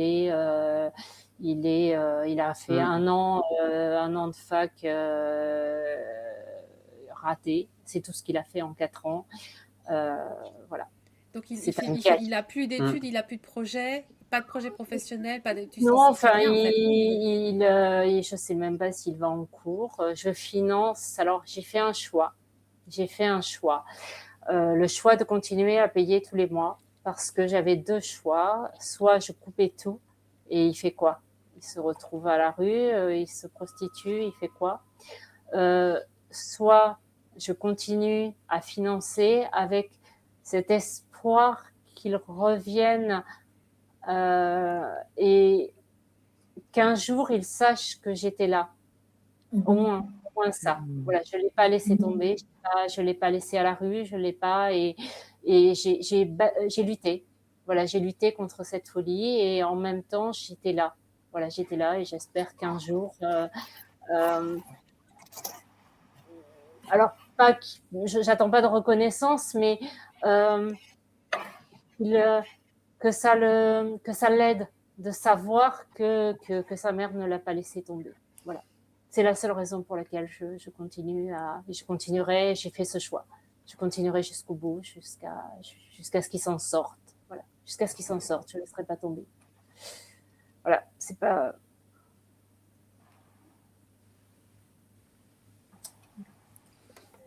Ah, je suis désolée. On est là.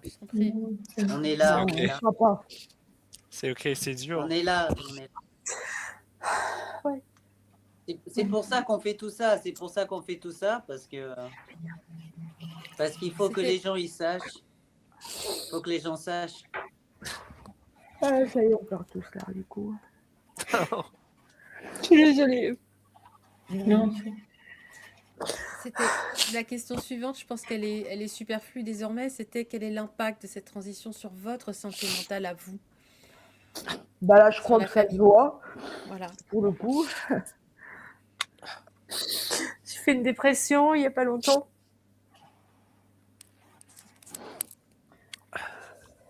Ouais, c'est difficile. Je dors mal. Prendre des antidépresseurs. Comme quoi, les cordonniers sont les plus mal chaussés. Je prends des antidépresseurs. J'ai dit l'autre fois, j'essaye de marcher à côté de la douleur, j'essaye de la regarder, j'essaye de regarder. Voilà, j'attends, je suis patiente, je prends du recul, je remplis. J'ai mon grand garçon qui est là, mais par exemple, le jour de la fête des mères, pas un mot.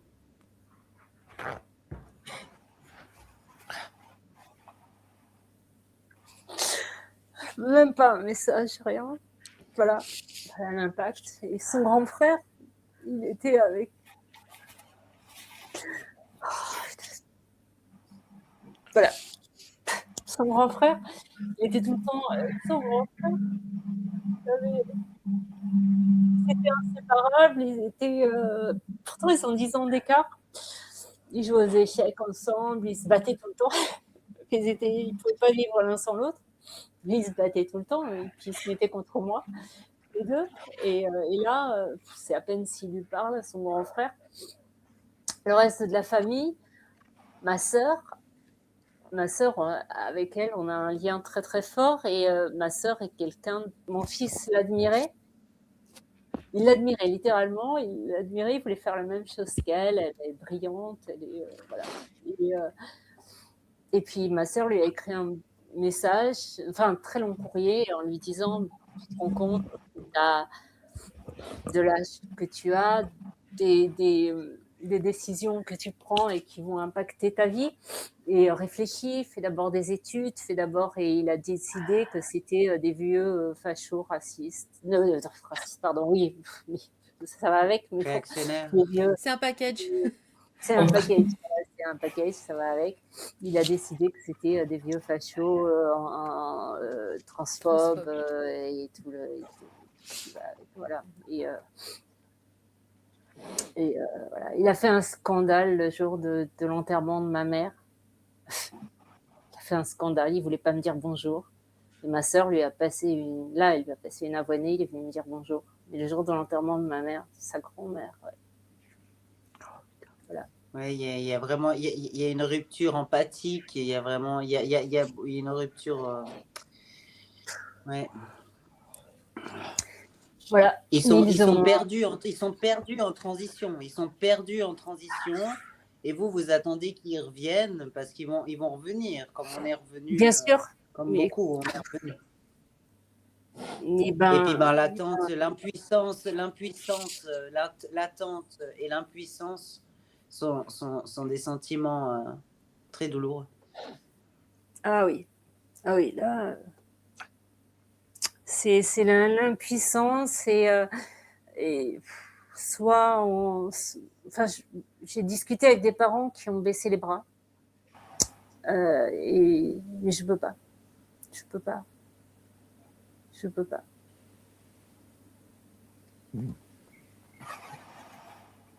Voilà. Mais il y a quand même une pression de baisser les bras parce que les gens autour nous disent mais il faut être gentil, pourquoi tu n'acceptes pas? C'est quand même, ça fait 3 ans ou 4 ans, c'est le moment d'accepter. Je dis, mais accepte quoi? Et qui vous êtes de toute façon de me dire que je dois accepter? Donc, c'est très difficile, je trouve. C'est une solitude. On est seul. Non, je ne peux pas dire seul, j'ai quand même des amis qui me soutiennent, mais c'est voilà, il y a quand même la majorité qui disent mais pourquoi tu l'appelles pas sa nom de fille, pourquoi tu dis toujours il. Donc,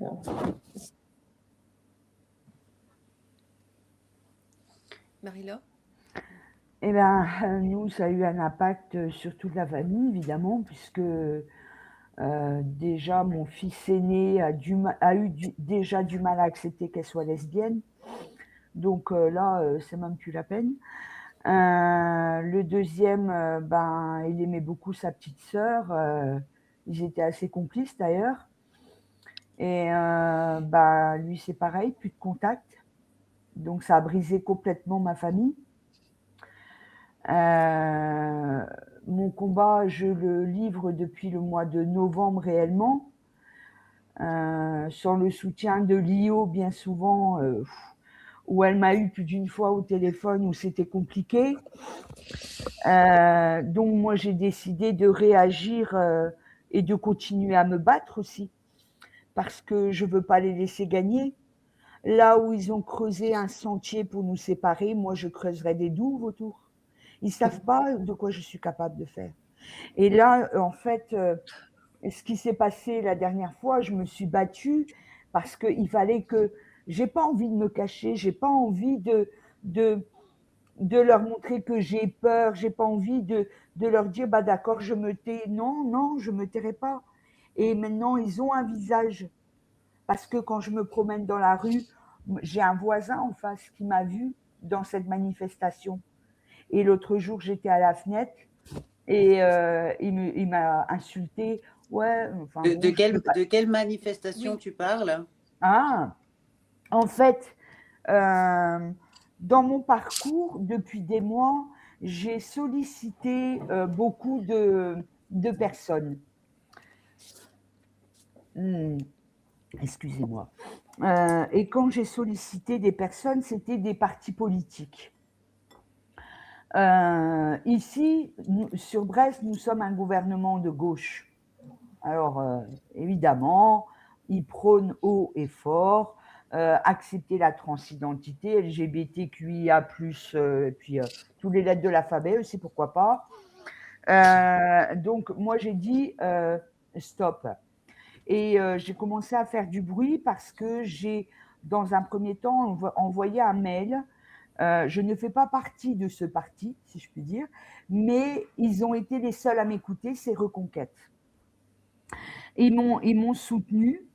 Ils ont écrit une lettre au ministre de l'Éducation nationale en relatant tout ce qui se passait, toute mon histoire, en leur joignant des pièces. Donc, ce courrier a été envoyé au mois d'avril. À ce jour, je n'ai toujours pas de réponse. Et d'ailleurs, je n'entends pas. Je sais très bien que j'en aurai pas. Au même titre que Frédéric a pu solliciter à un moment donné quelqu'un qui n'a pas eu de réponse non plus. Et ça, je trouve ça scandaleux. Et on est dans un gouvernement qui est triste et que ça. Aujourd'hui, ce qui se passe, c'est de l'endoctrinement total au niveau de la Bretagne. Au niveau de Brest, les maires sont au courant, ils valident ça. Et la manifestation dans laquelle j'étais, c'était parce que justement, le même combat que Johan Power, je suis allée crier haut et fort, vous n'allez pas faire venir des drag queens dans nos médiathèques. Stop avec ça. Moi, j'en ai connu, j'en ai fréquenté des drag queens. Et je peux vous dire, parce que j'étais dans le milieu de la nuit quand j'étais jeune. Mais c'était dans le milieu de la nuit. Et pas là, pas avec Ils des n'ont enfants. rien à faire dans les écoles. On est Et d'accord. puis ils on étaient est habillés d'accord. C'est du pareil. spectacle sexuel pour adultes, ça n'a Et rien puis à faire ils dans étaient, une ils école. étaient habillés pareil, les drag queens de la nuit que tu fréquentais? Ah non, D'accord, non, en plus. À non, mon non. avis, ils étaient beaucoup moins sexualisés, habillés beaucoup moins Ah sexualisés. non. Ah ouais. C'était différent, complètement différent. Et donc, on a saisi le maire de Brest pour ça, pour lui dire, ben stop, on arrête ça. Ces personnes-là n'ont rien à faire dans les médiathèques. Dans les écoles, on a l'association Exergue qui vient directement dans les écoles pour parler de transidentité. Et par rapport à ça, ils vont carrément jusqu'à supprimer des heures de cours pour parler de la transidentité. Donc, stop, ça suffit. Et c'est comme ça que tu t'es retrouvé dans une manifestation Ah bah oui, Face à 200 transactivistes. face à 200 transactivistes. Eh ben, même pas peur. Même pas peur. Ils étaient jeunes, ils étaient comment ils étaient? Le problème, c'est que cette manifestation a eu lieu un mercredi, évidemment. Le mercredi, à quoi? Tous les lycéens dehors. Bon, c'est pas grave. J'ai pas eu peur. Ils m'insultaient de tous les noms. Bah, si tu veux, si ça peut te faire plaisir. Mais en face d'eux, ils avaient quelqu'un de pacifiste. Et c'est ce que j'ai dit à ma fille. Je dis, les gens que tu soutiens aujourd'hui sont exactement les mêmes que j'ai eu devant moi aujourd'hui. Et ces gens-là n'ont pas hésité à insulter ta mère, à leur montrer leurs fesses. Bon, c'est pas grave, hein, une paire de fesses, c'est pas ça qui va me choquer. Mais c'est la façon d'être. Je dis, c'était c'était vraiment, ça partait dans tous les sens. Je dis, heureusement que la police était là pour nous protéger. Et d'ailleurs, ils ont été au top, hein, franchement, parce que autrement, ça partait dans tous les sens. Et je lui dis, dans quel coin tu te serais mise? C'est-à-dire que si la police n'avait pas été là et qu'il se serait rué sur ta mère, eh ben, je serais au sol, probablement bien amochée, ou peut-être même que je ne parlerai même pas avec vous aujourd'hui. Je dis, de quel côté tu te serais mis? De leur côté? Ah ben, une en moi. Ou de mon côté? Ah ben non, maman, pas ma mère, ne touchez pas ma mère. Alors, pose-toi les bonnes questions. Pose-toi les bonnes questions. Parce que justement, à partir du moment où tu vois que ces gens-là sont en train de te séparer de ta famille, te séparer de tes proches, vraiment de t'endoctriner, et regarde ce que c'est la signification d'une secte, la définition d'une secte, eh ben on y est là. On y est. Eh ben c'est ça que j'ai voulu. Qu'est-ce qu'elle a répondu? Qu'est-ce qu'elle a répondu? Mais n'importe quoi, mais tu comprends rien. Je dis, je crois que c'est toi qui comprends rien. Et c'est là que je vais te ramener à ton âge, à 18 ans, où moi j'ai plus d'expérience dans la vie et je peux te dire que ce qu'ils font, c'est t'endoctriner, t'éloigner de moi. Et après, si un jour ça va plus du tout et que ces gens-là, tu les amuses plus, ou alors que tu as tout simplement envie de détransitionner, entre guillemets, puisque j'aime pas ce mot, je dis, si tu as envie si à un moment donné, tu te poses la question et tu te dis, en fait, je crois que j'ai fait une connerie. Tu crois que ces gens-là vont t'aider? Mais ces gens-là, ils vont te jeter. parce que justement, tu auras changé d'avis, ah ben alors tu dégages. Et ben si tu n'as pas ta mère derrière, tu feras comment? Tu vas traîner dans les rues? Tu vas aller à Paris au Bois de Boulogne? Ça se passe comment? J'ai été obligée de mettre les choses clairement. Contrairement aux deux mamans qui m'entourent et qui sont charmantes, moi je suis plus rentre dedans, je suis plus violente peut-être, et ça ferait du bien de m'adoucir aussi, hein, ceci étant. Mais j'ai trop de colère. J'ai trop de colère et j'ai plus envie d'être douce en fait. Là, ce que je veux, c'est livrer ce combat. Et mon dernier combat, ce sera cette association que je vais mettre en place et écrire ce livre. Je vous en ai parlé, Sophie. Je vais vraiment l'écrire parce que je veux raconter, coucher sur le papier nos souffrances. Parce que je ne suis pas la seule, évidemment. Moi, la preuve. je pense aussi que tu portes l'homosexualité de ta fille qu'elle n'assume pas. Ben oui, et moi ça me posait c'est pas aussi problème. Moi ça me posait pas problème. J'ai un ami gay depuis des années. Assez fort, je trouve. Ben oui. Solange et Kalyani, vous êtes aussi quand vous analysez en fait au-delà de vos histoires personnelles, ce phénomène, parce qu'on a parlé tout à l'heure d'emprise sectaire.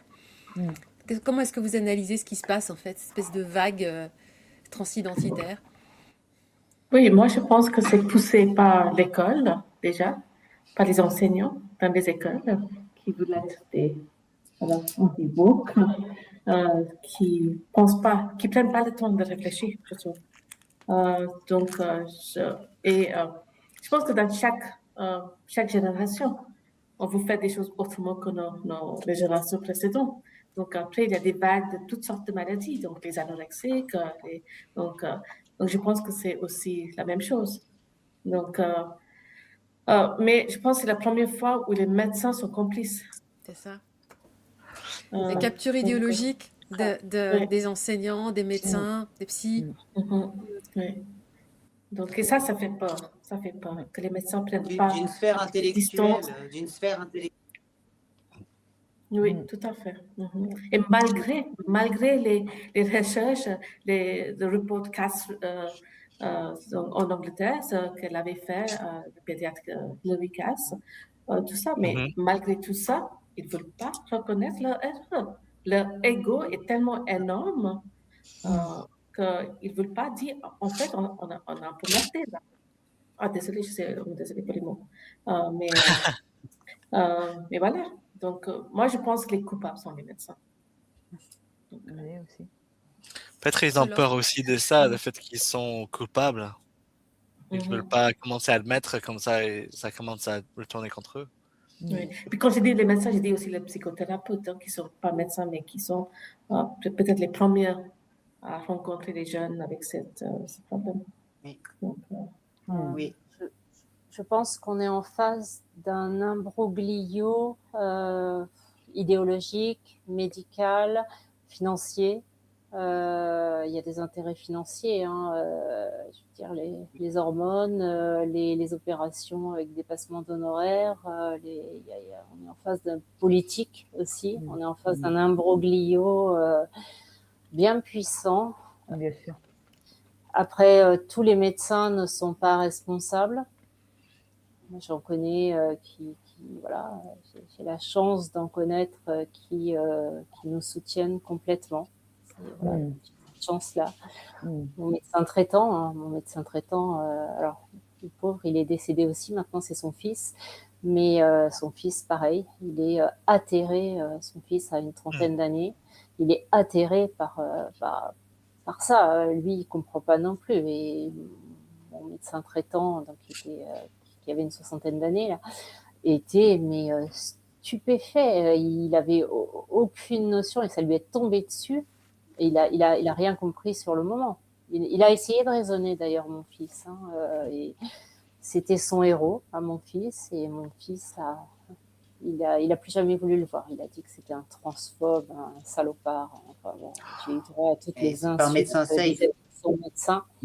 C'était pas un médecin safe. C'était un héros pourtant. Quand il était petit, il a toujours suivi mon fils. Et quand mon fils a dit qu'il était une femme, j'ai dit, bon, allez, on va aller voir le docteur, et puis tu vas lui parler. Et le médecin a essayé de le raisonner en lui disant, mais tu te rends compte, par qui t'es attiré? Par les hommes. Bon. Est-ce que tu as eu une expérience sexuelle? Non. Donc mon médecin lui a dit, tu pourrais, avant de penser à prendre des hormones, de penser que tu es une femme, peut-être tester dans ces cas-là. Peut-être avoir une expérience avant de prendre des traitements qui risquent... Oser être soi-même, Et Ouais. ben, c'est ça. et ben voilà. Mm. Que peut-être avoir une expérience, peut-être avant de prendre des traitements qui vont t'occuper. Donc, comme mon fils était encore, on va dire, encore poli avec le médecin, encore bien élevé, des restes d'éducation, il n'a rien dit sur le moment. Mais alors, dans la voiture, moi, j'ai eu droit à une crise d'une violence à l'égard de ce médecin qui était extraordinaire. Une crise d'une violence et oh là là, bah oui, il n'était pas safe, c'était une ordure transphobe, alors que c'était son héros depuis toujours. Voilà. Je pense que... Oui, non, mais c'est ça. Vas-y. Galliani, ce qu'elle disait, c'est que c'est la faute des médecins, c'est ceux qui le font. Parce que évidemment qu'il y a des bons médecins, mais le problème, c'est qu'il y a des médecins qui le font. Ça suffit à foutre en l'air tout le reste. Parce que ça suffit à discréditer les médecins qui ne sont pas d'accord. Et puis ceux qui ne sont pas d'accord, par exemple, à l'hôpital où je travaille, j'ai un médecin donc, qui est absolument pas d'accord avec tout ça, qui me soutient, qui a lu tous les livres que je lui ai passés, mais qui ne veut pas le faire savoir parce que nous avons un médecin transgenre. Donc, c'est ça aussi, ça pose problème. Donc, nous, on est perdus. On peut aller vers qui, finalement? Ça fait des mois, on cherche des médecins pour aider des jeunes qui viennent dans l'association dans laquelle Léo et moi, on fait partie de la même association. Mais on a de la peine à trouver ces médecins. Ils se cachent bien. Moi, je veux croire qu'il y a des médecins. Toi, Solange, tu as de la chance. Mais j'aimerais bien qu'ils se manifestent. Qu'ils viennent. Précisons que vous êtes en Suisse, vous êtes dans le Valais toutes les deux. Bon. Au cas où il y ait des gens concernés qui nous écoutent, non? Bon, on a cette association un peu dans le Suisse romande. On n'est pas dans les mêmes cantons, mais on cherche dans tous les cantons. La Suisse n'est pas si grande, donc ça ne dérange pas d'aller dans un autre canton chez le médecin. Mais j'aimerais bien qu'ils se manifestent, que l'association n'est pas cachée, donc ils peuvent venir nous soutenir. C'est AMQG? Exactement. Alors en France, là, les médecins n'osent plus. Moi, j'ai eu un comment ça s'appelle, un rapport qui a été fait parce que j'ai dit à une petite jeune fille qui se disait non binaire que aller se faire une mammectomie à 20 ans, c'était pas forcément la meilleure des idées. Et encore, j'y suis allée avec des gants. Donc en tant qu'infirmière psy, voilà, sachant que cette petite jeune fille était là pour une tentative de suicide, plus d'escarification, plus un lourd passé. Et j'ai eu un rapport, elle a fait un rapport, voilà, donc on m'en a parlé, hein, ma cadre m'en a parlé, j'ai expliqué, hein, j'ai dit à cette petite jeune fille que se faire couper, que se faire une mastectomie, non, pas là comme ça non, il fallait un très temps de réflexion pour pour comprendre qu'on n'abîme pas son corps comme ça et que non et bon, ça n'a pas été plus loin, mais j'ai quand même eu un rapport. Donc alors c'est-à-dire pardon, je t'ai coupé, continue. Non, vas-y. Juste pour savoir, si tu as été convoqué dans un bureau, la personne t'a posé plein de questions. Est-ce que la personne était d'accord avec toi, mais malgré moi, je suis obligé de un truc comme ça ou Non, c'était lors de l'entretien professionnel. où elle m'a fait part de ce rapport d'une patiente. Donc voilà, Ah, ça a juste été relevé. Je n'ai pas eu de blâme, je n'ai pas eu. Non, non, non, ok, non. ce n'est pas Oui, une. non, Ok, non, non, non, non, non, non, non, non, non, non. Mais on me l'a quand même rapporté. Voilà, ma ok. cadre me l'a quand même rapporté, m'a quand même posé une ou deux questions sur ça. Ok. Bon, je n'ai pas été. Je voudrais vous poser un peu la dernière question, mais qui va peut-être résumer plein de choses, hein. Quel message vous voudriez donner au pouvoir public? On est bientôt en période d'élection et de toute façon, les pouvoirs publics, ils sont là pour répondre aux questions et parce que c'est aussi une défaillance majeure des pouvoirs publics, en fait, hein. Vous êtes en tant que parent, en tant que famille, en tant que maman, confronté à une solitude extrême. Ce merdier, pardon, hein, je m'exprime mal, mais il vient d'en haut, hein, aussi, hein. Il s'est imposé par le haut, par le biais de directives, européennes, par le biais de tout un tas de choses. Il s'impose et il détruit les familles. Et il y a un narratif droit de l'homiste qui est poussé pour pousser la transition des mineurs et des jeunes majeurs en détresse.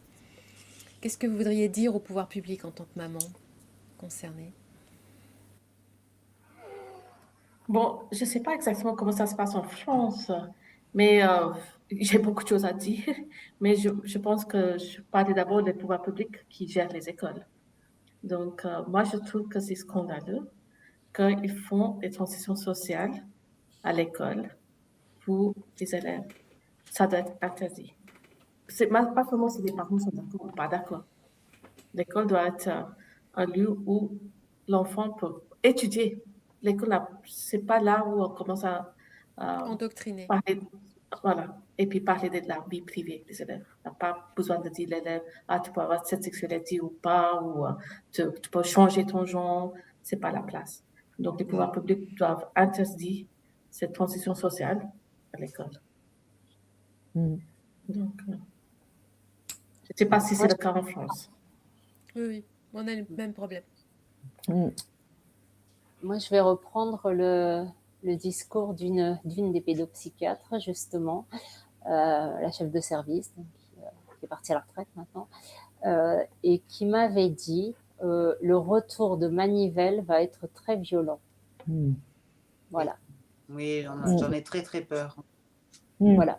Et s'ils ne font pas quelque chose, le scandale sanitaire et social va être déjà, il va être d'une ampleur incommensurable. J'imagine peut-être pas, mais s'ils ne font pas quelque chose rapidement, le retour de Manivelle va être très très très très très violent, parce que là, effectivement, il y a une grosse différence. C'est ce que tu disais tout à l'heure, Kaliani, je crois, ou Marie-Laure, je ne sais plus. C'est que, par exemple, à l'époque des jeunes anorexiques, je travaillais déjà en psychiatrie, quand elles arrivaient, on leur disait pas oui, vous avez raison, vous êtes trop grosse, on va vous mettre au régime. Hein, on est bien d'accord. On leur disait vous allez manger. Il y avait un programme et on leur disait tant que vous n'aurez pas repris 1 kilo, eh bien vous n'aurez pas d'appel. Quand vous aurez repris 1 kilo, vous aurez un appel. Quand vous aurez repris encore 1 kilo, vous pourrez éventuellement faire une soirée, etc., etc., etc. Là, on leur dit ok, ouais, pas de souci, tenez, allez-y, allez faire la mammectomie. On va vous faire une liposuction. Pas de souci. Là, et là, la différence, elle est énorme. Elle est énorme. Le scandale sanitaire et social qui nous attend, outre et certainement détresse, judiciaire aussi. bien sûr. Bien sûr, voilà. Moi, c'est ce que j'ai à leur dire, c'est que le retour de Manivelle va être parole d'une ancienne pédopsie. Ça a coûté déjà des élections au Royaume-Uni, dans ces pays-là, il y a déjà pas mal de gens qui ont... ça a coûté en Écosse, ça a coûté dans différents pays, donc on espère que ça va pouvoir évoluer aussi en France là-dessus. Marie-Laure, remontez comme un coucou. Mais moi, j'ai trop public, de... Il y a des choses à dire. Non, j'ai trop de choses à dire. Moi, j'aurais pas 10 minutes pour le dire. Mais... En résumé. En résumé, on va synthétiser. Moi, ce que je trouve scandaleux, et je vais rejoindre Kaliani là-dessus, c'est qu'on endoctrine nos petits à l'école. De la même manière que je me suis battue pour les 4 ou 7 ans, C'est un lieu, les médiathèques, les écoles, où ils doivent faire travailler leur imaginaire, leurs rêves encore, tout ce qu'un enfant a besoin pour se construire, mais certainement pas parler de sexe. Dans le cadre du scandale aujourd'hui qui se passe ici chez nous en France, donc pour la petite Iliana, il est certain que Liana, pardon, il est certain que on doit faire comprendre de la même manière que moi, par exemple, maman, j'avais bien expliqué à mon enfant, fais attention, va pas avec des inconnus, des choses de base que nous-mêmes on a appris petit. On n'a pas besoin de parler de sexualité à un enfant de 4 à 7 ans, ni de genre. Comme ça a été le cas dans une école à Caen, où une maîtresse s'est donné le droit à des enfants de 9 ans de faire un dessin. Alors toi, par exemple, je dis n'importe quoi, Théo, tu t'imagines en femme et tu me fais un dessin. Toi, Camille, tu t'imagines en garçon et tu me fais un dessin. Et alors, il y avait affiché sur les murs les dessins des enfants. Mais où on va? Quand je parle aujourd'hui de ce Les qui se passe futurs à Brest, transitionnés. mais voilà, mais quand je parle de ce qui se passe à Brest et ailleurs, hein, parce que c'est pas qu'à Brest, hein, où l'on va sauter des heures de cours pour faire intervenir ce genre d'association pour parler de transidentité, moi je dis stop. Parce que déjà que la France, niveau scolaire, c'est pas le Pérou, hein, on est déjà dans le déclin. Alors laissez-nous nos heures de maths, de français et d'histoire. Parce que tu demandes, aujourd'hui on est justement en pleine épreuve de bac. Quand tu vois certaines copies, moi j'en ai corrigé, donc je sais de quoi je parle. Quand tu vois certaines copies, au secours. Donc avant d'en arriver là, voilà. Et qu'ils arrêtent de mettre des choses comme ça dans la tête de nos enfants. Stop, ça suffit. Voilà ce que je dirais. Et plus encore, mais on n'a pas le temps. Merci à tous, merci d'avoir été là. Merci. Merci pour ces témoignages Ouais. puissants. Merci. I can feel the blood creeping up from the heathens. Got will, got fight, Merci. got pride, got À reason. If bientôt. they wanna go eat, then you know I'm gonna feed them. If you're coming for me, hope you're ready for a demon. I got eyes in the back of my head, I'm seeing. Take